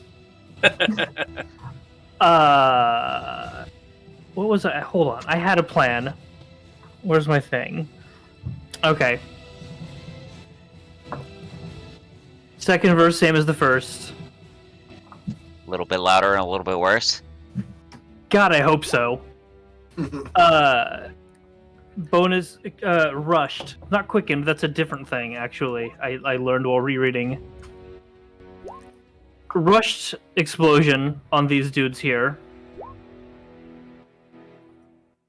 Fair enough. The two that's around you? Yeah. Okay. For another 5.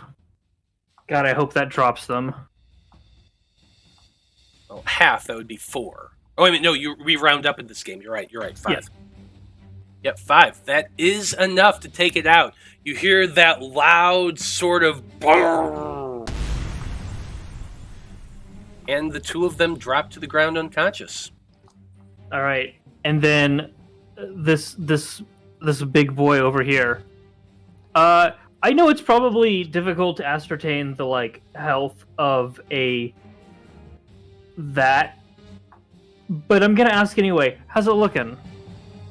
I mean, it's looked better, that's for sure. Its form's kind of weakening and fizzing in and out. Some of that spectral energy just seems to be wisping off of it. It's looking pretty jacked up. All right. I am going to go back to the right page of the book. I'm going to overcharge an explosion.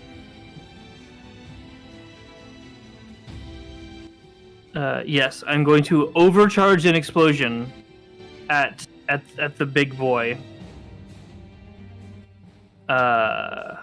Which... Yeah, okay.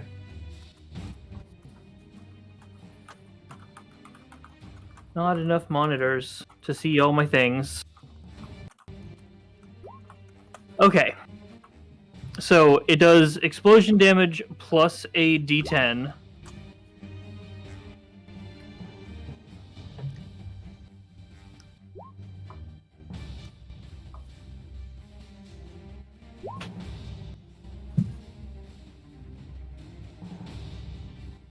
So this does 15 to the boy.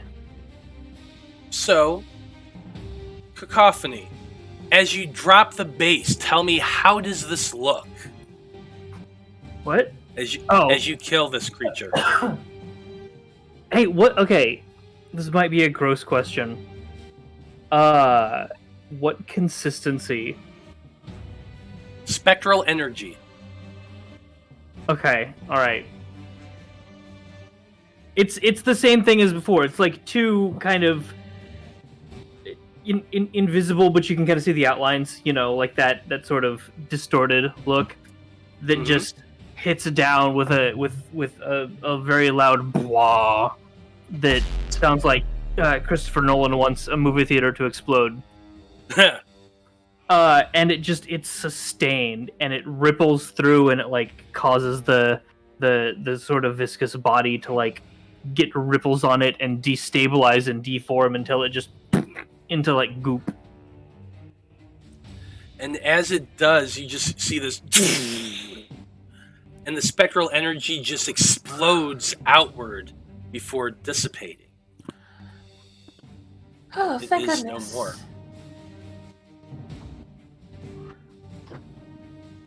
But we still have a cultist left. We still got 2 cultists left. And All Soul right. Seeker, you're up next. Where's the other one? In the tree up above. Oh, Didn't he go somewhere? I don't know He's where. running. He's like running away right now, Oh, yeah, but there's that dude up there Up too. here to something. Is this dude actually still here? yeah. Okay, Yeah. alright. I'm fighting the man in black. The man in black fled across the desert, and the gunslinger followed. Pretty much. So what are we doing?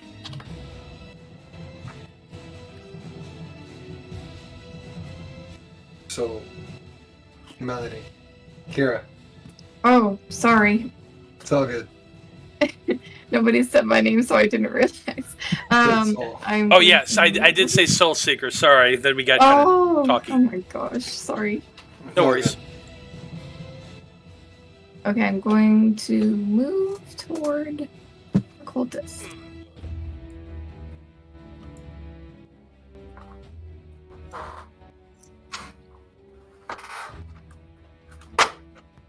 Okay, I will use my manipulate spell.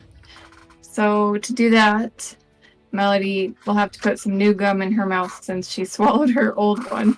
And she chews it up really quick and then she blows a big bubble and says, "Looks like you're in a sticky situation," and then it explodes on the cultist. And you have to roll to resist it. Let me put the spell in there.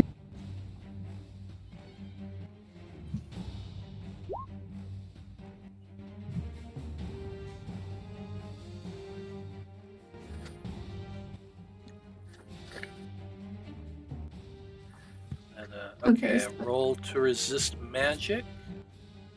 Yes, and mine is. Where is it on this sheet? I'll find it on my other sheet. I believe it's 13, though. Okay. Yep, DC spell save 13. Yeah.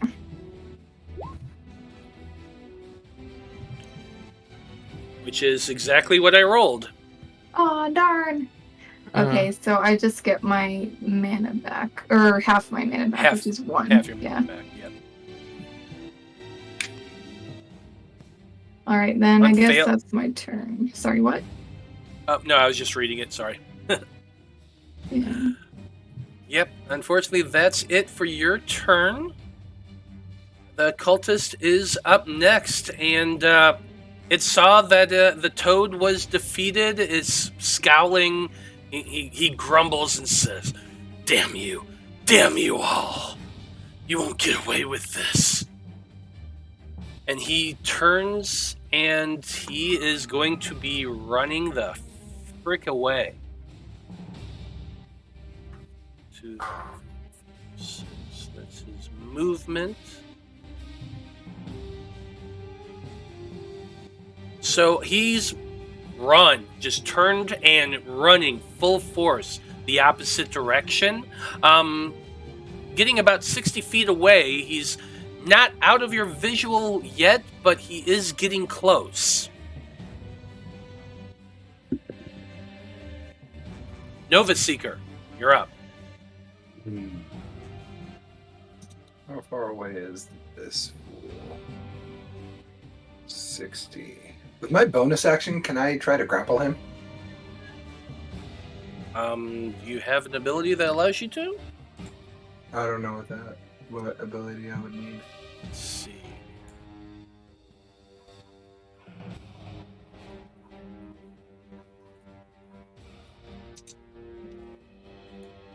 Oh, you know what? I forgot about something, which I should have done, and I apologize for that. We didn't talk about the dynamic objects. There's usually a couple dynamic objects that exist in each battle. In this one particularly, there are two. One that any Magi-Knight can use, and one that specifically Justice Seeker can use because he is a Chronomancer. This allows you to do quite a few different things. It's all varied based on the situation, but I'm going to go ahead and pop out that handout for y'all so you can see that. There you go. So basically, they're just everyday objects that would be reasonably found on this area. And while there's a lot of things that you can do, one of the things you can do is knock them prone with a ranged object. So you could theoretically, use this as a bonus action to knock him prone and then run over there, and then use your action to grapple him and to tackle him down if you wanted to. You could do that. What's the, I'd have to use my action to dash over there because it would be Gotcha. double my movement. Gotcha. So, So what you could do, for example, using your bonus action, you could grab up, say, a rock or something that's nearby and launch that thing at him, and he's going to be knocked prone, and you could get over to him at least. yeah. I think I would like to do that. What's the range? Do some it says- Something like that? One of the things it says, restrain a horde or vassal with a ranged object attack. So you're wanting to restrain him, you're wanting to grapple him. This is basically the same thing, but you're using a ranged attack to do so. What do I have that way? How would I, what kind of object? So, With for grapple, example, you grab a rock that's nearby. You could perhaps see a broken tree branch that's kind of half hanging there in the tree above them, that if you throw it at it and hit it just right, it'll knock it off and fall down on him and restrain him. Yeah, I'll do that. But I'm pretty good with a corner kick. So I'm gonna kick it out. Do I have to roll to anything? Is this just this is my bonus? This is going to be a ranged attack, which is a D20 plus your dexterity modifier plus your proficiency. Shoot. Okay. And I'm going to say for this, you need to hit a DC of 12 to hit that branch and knock it off to hit him on the ground. Okay. So am I just rolling? I'm rolling the D20 and then just adding the dexterity? Yeah, you're going to roll a D20, add your dexterity and your proficiency bonus. Okay, that's 19 to hit. 19, more than enough. You see that rock there, you just wheel back and kick it. It goes flying through the air, hits that branch, which immediately just hits it right in through the middle of that clean break. The branch drops down to the ground, smashing into that cultist, and he just drops to the ground. He is now restrained. Awesome. I'm going to move right there and point my sword down at his throat and say, don't speak a word. Okay. Got the restrained logo there. So that's it for your turn. You've used your action, bonus action, and movement, and free action to tell him not to move. We are at the top of the turn order. It is his turn. Sorry. Well, you told him not to say a word, is what you actually said. Yeah. I said, don't say a word. Let's see. Can I, intimidate him to, stay? Can I try an influence check, or? Now, you could do that with your action. But you did have to use your action to move. So you could try to do that on your next turn if you want. Let's see. For the restrained condition... let's see here. I have all these down. Restrained means that, your move action is 0. You cannot cast spells or use reactions. The range of your weapons attacks is reduced by 5 feet. You have disadvantage on rolls to resist dex. As a standard action, you or your ally can attempt an opposed skill check on the success. Or opposed skill check, and on a success, you break free of the source that is restraining you. If you're physically restrained, you use athletics. If you're magically restrained, you use mysticism. So he's going to roll athletics to try to get out? Yeah, he's going to have to roll athletics to try to get out. Is he prone? You got your... yes, he is prone. Okay. So he's going to have Well, I think this is... Yeah, he's going to have to be that roll, which is going to be at disadvantage. Can I use my reaction to... Oh, no, he's already rolling with disadvantage? Never mind. Yes, he's already rolling with disadvantage.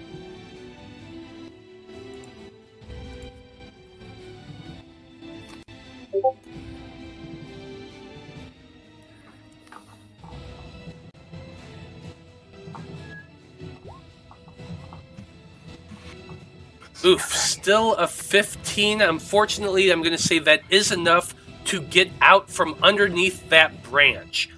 He had to use his, what did we say that was, the action for that, I believe? Athletics. No, it was a standard action. So that's a standard action. He does, he gets up. He only has half of his movement left over. Actually, no, he has no movement for this round. He just can't do that. But he is able to get back up, at the very least. He scowls at you. He kind of spits a little bit, and he says, "Fool, you can never defeat us. We matter not." We never what? Not? We matter not. We matter not. Justice Seeker, you're up next. Awesome. We're running a little bit long, but so Yep. I'm gonna. We're running a little bit long here. I'm gonna say that if you guys can take these two out before they get to their turn, you've taken them out. If not, they are going to be able to get away. Sure. Crap. 5, 10, 15, 20, 25, 30. And then you said it was a bonus action to do the object, dynamic object? Yeah. Yeah, that was a bonus action. That's what. Well, that was for his. Mm-hmm.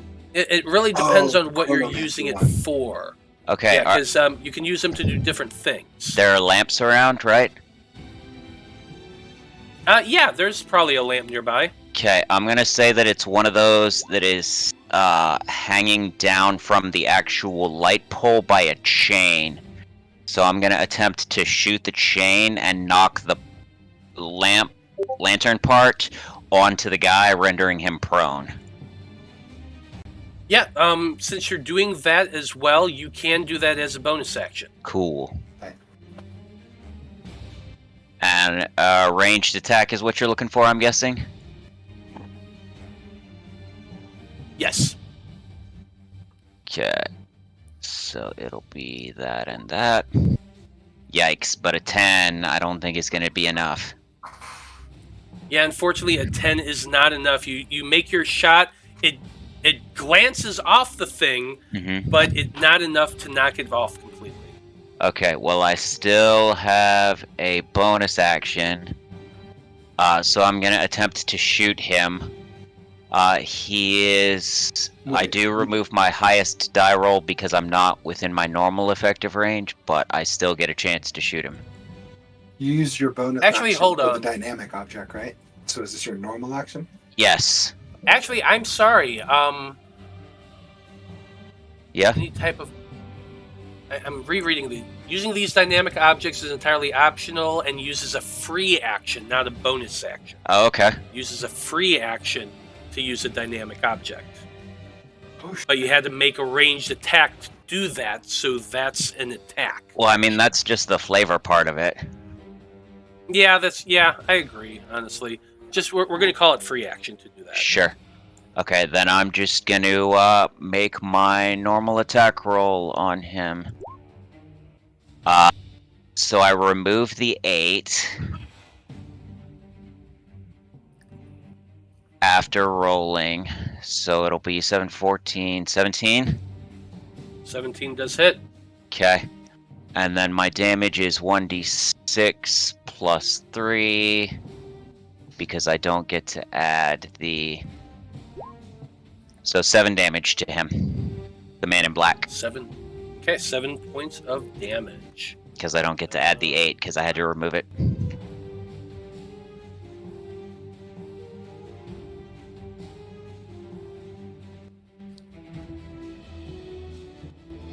He's looking hurt, but he is still alive. Okay. Bonus action to reload. That's all I can do.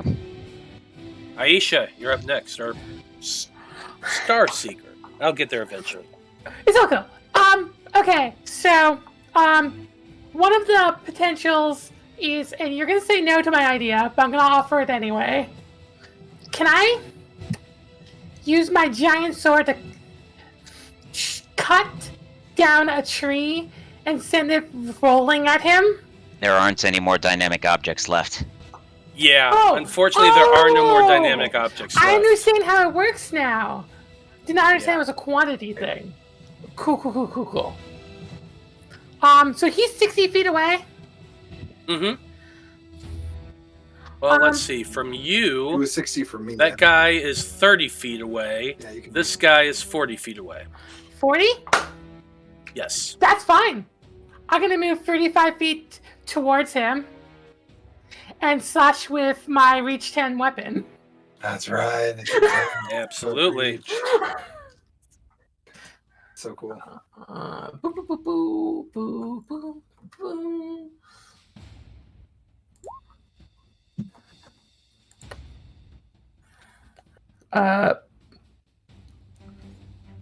Dang. So yeah, 23 to hit. Yes, that definitely hits. Cool. I'll roll damage first. Oh. 3 damage.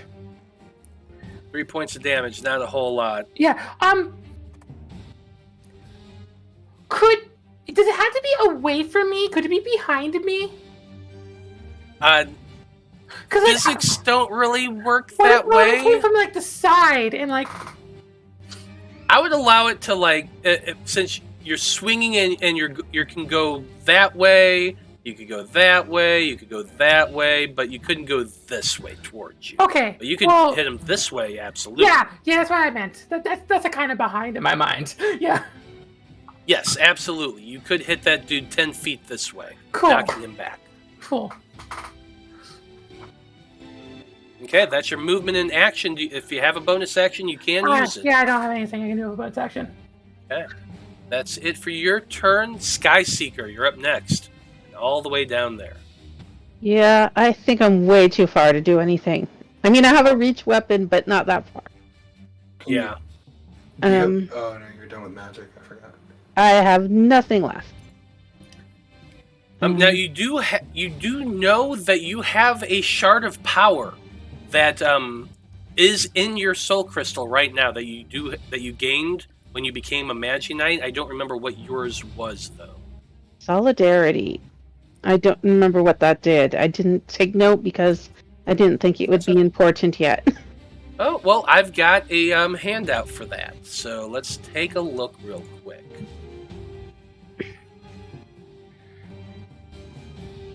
Which one did you say you had? Solidarity. Solidarity.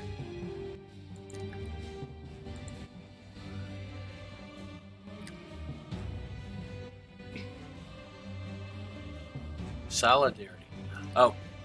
Gain either 1 unity point up to your maximum or 1 inspiration. Yeah.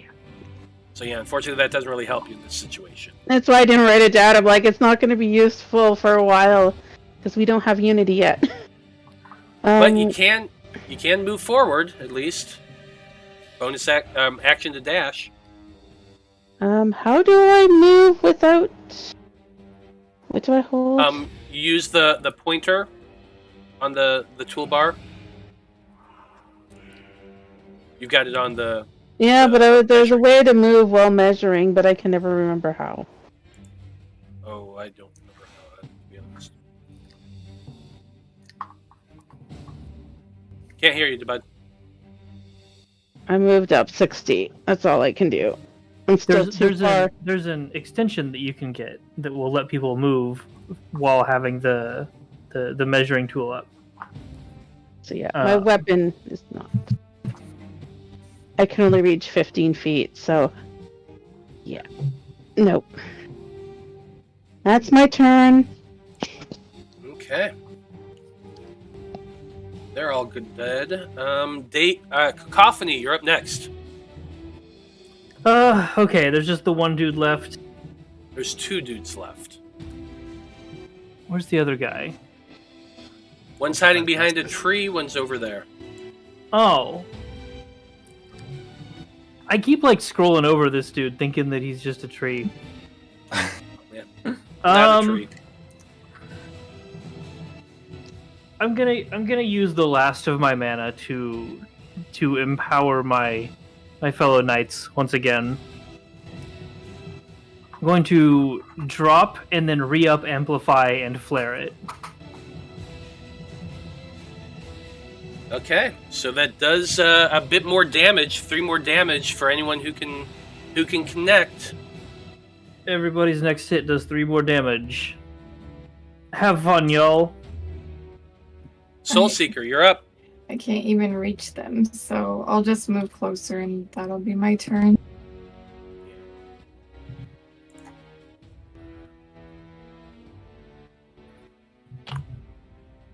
You at least get close enough to invoke an attack of opportunity. Oh yeah, I guess I could go over that way. Well, it's fine. I'll just go here because I don't even remember where I was.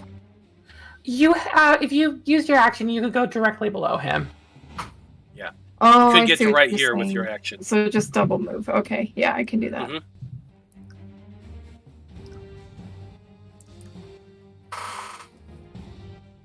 Okay. Well, that's a good thing because it is their turn next, and like I said, if we got to their turn, they're running away and they're going to be able to get there, but you do have an attack of opportunity. You could take them out.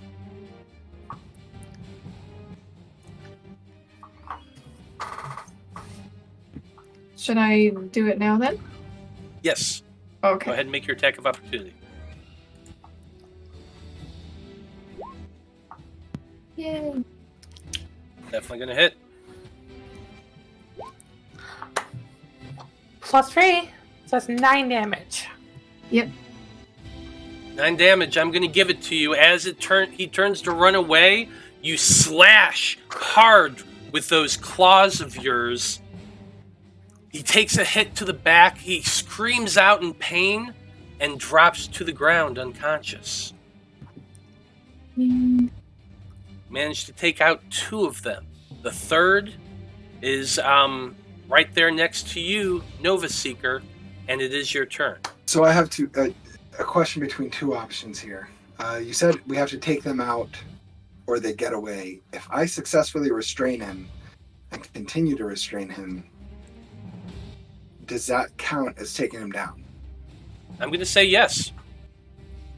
Okay. How's he looking? Is he hurt at all, or he wasn't damaged? Not really, no. He's looking pretty fit. Then I am going to move to restrain him. Like, can I attack and restrain him, or do I have to choose to restrain? I believe you have to choose to restrain him, and it's an opposed athletics check. Yeah, word. Does he look pretty built? Is this a strong dude, or is he kind of scrawny? Do I need to make he's just at a quick glance. I'm going to allow you to do this as a free action. Make a perception check. Okay. Is that going to be all right? We'll see. What was that? That is going to be 12. I'm going to say that he is about as tall as you are. He's somewhat thickly muscled. You say the two of you are probably on fairly even footing. Okay. He's not very damaged. Nope. I think restrain's your best What? bet. What's your weapon again, by the way? It's a knight's medium. Knight's So I can, medium? like- Okay. Oh, I guess I could do a veiled strike, Yeah, you can do veil piercing. veil piercing, and just hit him, right? For Yep. full, and then just roll damage. Once per combat, you do not have to roll an attack. You just hit. Mhm. Oh. So the thing that but I already just used a free action. The other thing I'm thinking about doing, and I'll weigh this to the group, is a sacrificial grapple, where I grab him and I ask somebody else to hit him. Just make a decision. We can't really All right. tell you Yeah. what to do because we're in a fight. Yeah. so- I'm gonna veil strike, veil piercing, or whatever, and just try to take him out. Okay. Go ahead and roll your damage.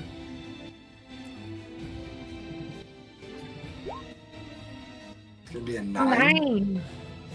9 points of damage. A pretty significant hit. But- Unfortunately, as I said, this guy has not been hit this entire combat. He takes the slash just as you hit him. He takes the slash. He just kind of smiles as some of that ethereal mist drifts off of him, and he says, Can I get an opportunity attack as he runs away? You will get an opportunity attack as he runs away. But before he does that, because I assume you don't have anything else you can do on your turn, right? No. Yeah. There's nothing else. He casts Dimension Door. He casts Dimension Door, and Dimension Doors away, which is something that happens to the Debauchery Circus like almost every single battle.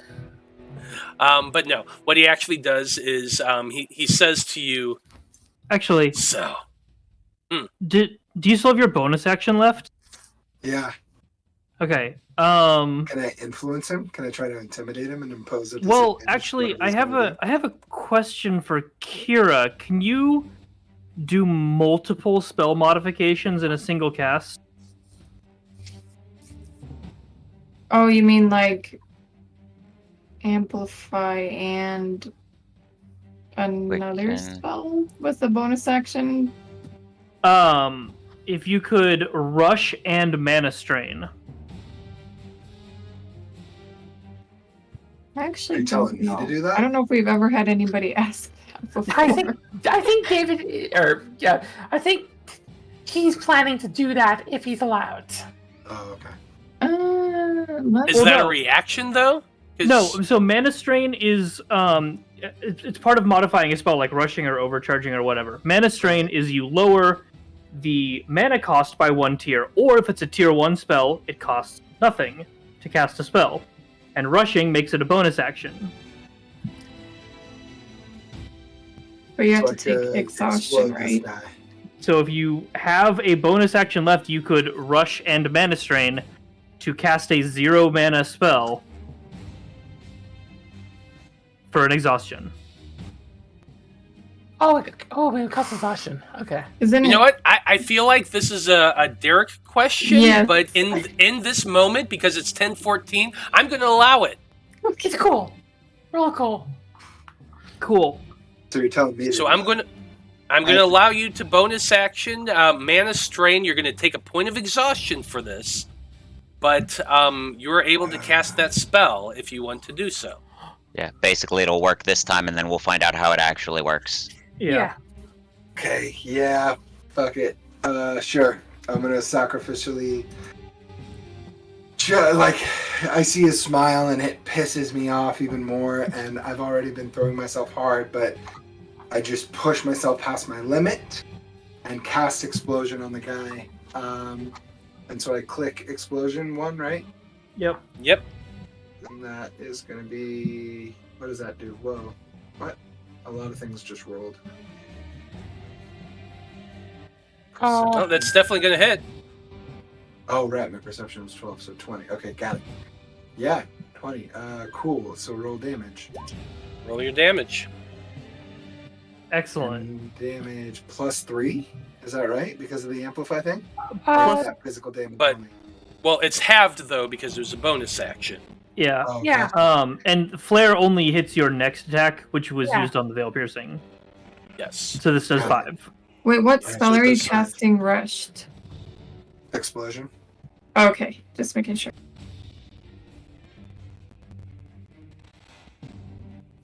Okay. You cast your spell, exploding that fire into him.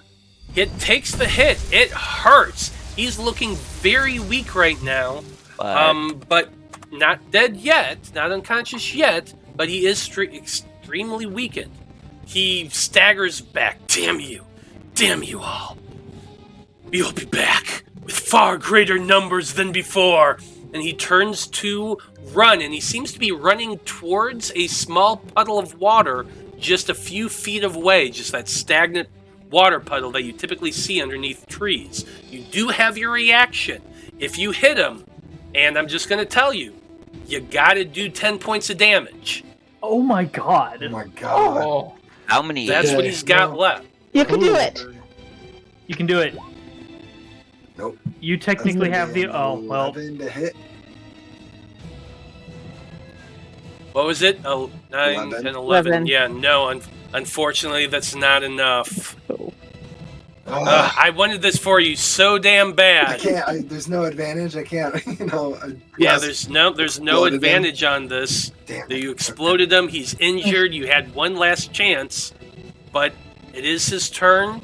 He turns and runs and dives towards this stagnant pool of water, and you're like, what the hell is this dude doing? He's like damn near full-on swimmer's dive into it, but the water just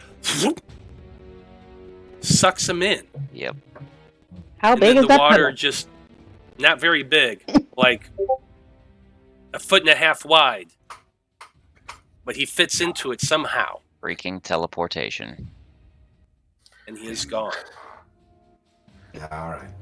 We'll get him next time. Good first fight, everyone. Oh. But Take you on do ourselves. stand victorious here.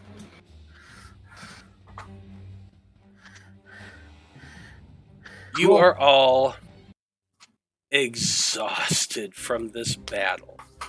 You stand there looking about. Most of them are unconscious and on the ground. What you can find, who knows? We're not going to find out tonight. It's way later than I had planned on playing, but that's okay. It happens sometimes when you're doing a lot of fun role play, and that's okay, cool. But it is the end of the episode, so thank you for watching. We very much appreciate you tuning in and hanging out with us. Come back in 2 weeks when we find out what these Magi-Knights discover looking over these unconscious bodies they now have lying all about them in the park. Should be a lot of fun. Now, at the end of every session, we kind of go around the table and let everybody tell us who they are, where we can find you on the internet, and, just tell us how you like this Magi-Knight system we're playing so far. And I'm going to do it... I'm going to do it in order of the table that's currently in front of me. So, Hana, why don't you go ahead and start things off? Hi, I'm Hana. You can find me at Cacophony on Twitter, which has 2 names at the end of it. You know what? Never mind. You find me on it somewhere. You can find me on RPG on the 25th, where I'm going to be playing Armor Stereo, which is like magical stuff, fighting against aggressive As far as this game, though, I had so much fun. I'm excited to get more into our characters and explore like our pasts and like build connections and get into the social aspects. Next session, this combat is way more fun than 5e.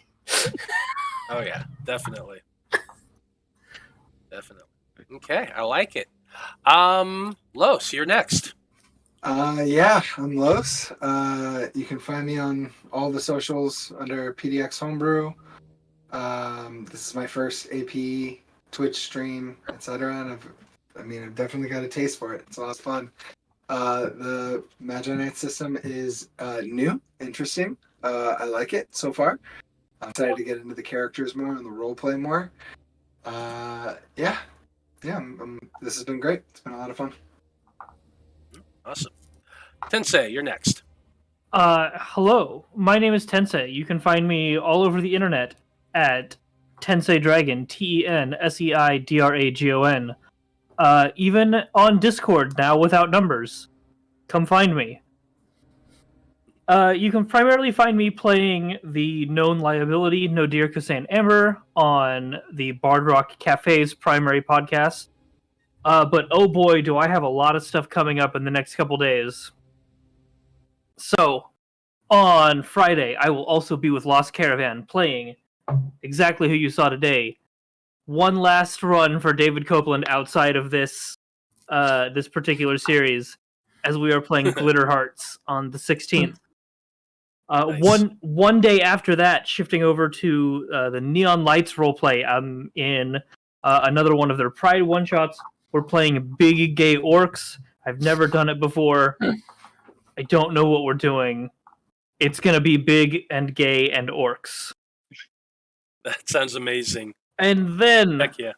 next week, on the 24th and 25th, over on Bard Rock Cafe's Twitch channel, we are going to be hosting 32 hours of tabletop RPGs. 8 games over 2 days, all raising money for Black Girls Code. It's going to be an amazing time. We have a ton of stuff. We got Monster of the Week. We got Valor. We got somebody running My Little Pony and Power Rangers. It's going to be a lot of fun. Heck yeah. And now I'm done. So yeah, you're not busy at all. I'm not busy at all. No. Okay. Tomorrow is my next day off and my only day off for several weeks. Jesus. Okay, Ashley, you're next. I'm Ashley, and you can find me here. I don't do a lot online. I don't know. This game was fun. I had fun. That was one massive hit with my first attack. Wish they all were like that, but that doesn't happen. Still, it was awesome. Yeah. I don't know if it helped at all to take out one of the cultists right away, but it was amusing. It was fun. It was interesting. So, it's a fun system. Looking forward to seeing what happens next. Right on. Steven, you're next. Hi, I'm Steven, also known as Togapika on the internet, because I didn't know how to spell the Pokemon Togepi's name when I made it, when the show first came out. I'm normally here on Mondays playing Corin Hassan in the Debauchery Circus from 3 to 6 Central Standard Time for the US. I am also generally involved in a lot of the one-shots that we do here. I was in the original Magi-Knights game, which you can find on YouTube. And other than that, I'm on Togapika at Discord if you want to chat. Absolutely. Kira, how about you? Right, I'm Kira Salgy, and you can find me on basically all the social media under Magi-Knights, usually Magi_Knights, but Facebook is a little different, but if you just search for it, you'll find it. And this is the only thing I'm really doing online, but I'm excited to be playing. So. Kira's also one of the game developers for the system we're playing right now, which is awesome. Yeah. And If you enjoyed what you saw here and want to pick it up, you can go over to Magi-Knights.com to order your copy. I can't wait to get mine. It's going to be great. Thank you. Well, I am Matthew R. Dawson, your friendly neighborhood host and magic keeper for this series. It's going to be a lot of fun. I have a lot of crazy stuff planned out. It's going to be amazing. You can find me on the socials as @ScruffyWanderer. I also run the @random_Rhapsody Twitter feed. You can generally find me here every Monday and Wednesday where I run all these crazy games you got here. You can also occasionally find me over on Lost Caravan RPG. I'm going to be on there on the 24th, where I'm playing Peridot, or Heracles Peridot, a little gnome investigator alongside his partners at the Myth Agency. That should be a lot of fun. You can also find me every other Saturday over on the Transverse Network, where I play in some Pathfinder and some 5th edition and all that. So, once again, thank you to everyone who watched. Have a great evening. Come back and see us again. And on behalf of everyone here, may your dreams be infinite. Good night. Nighty-night. Let your heart be your guiding key. God. Did that make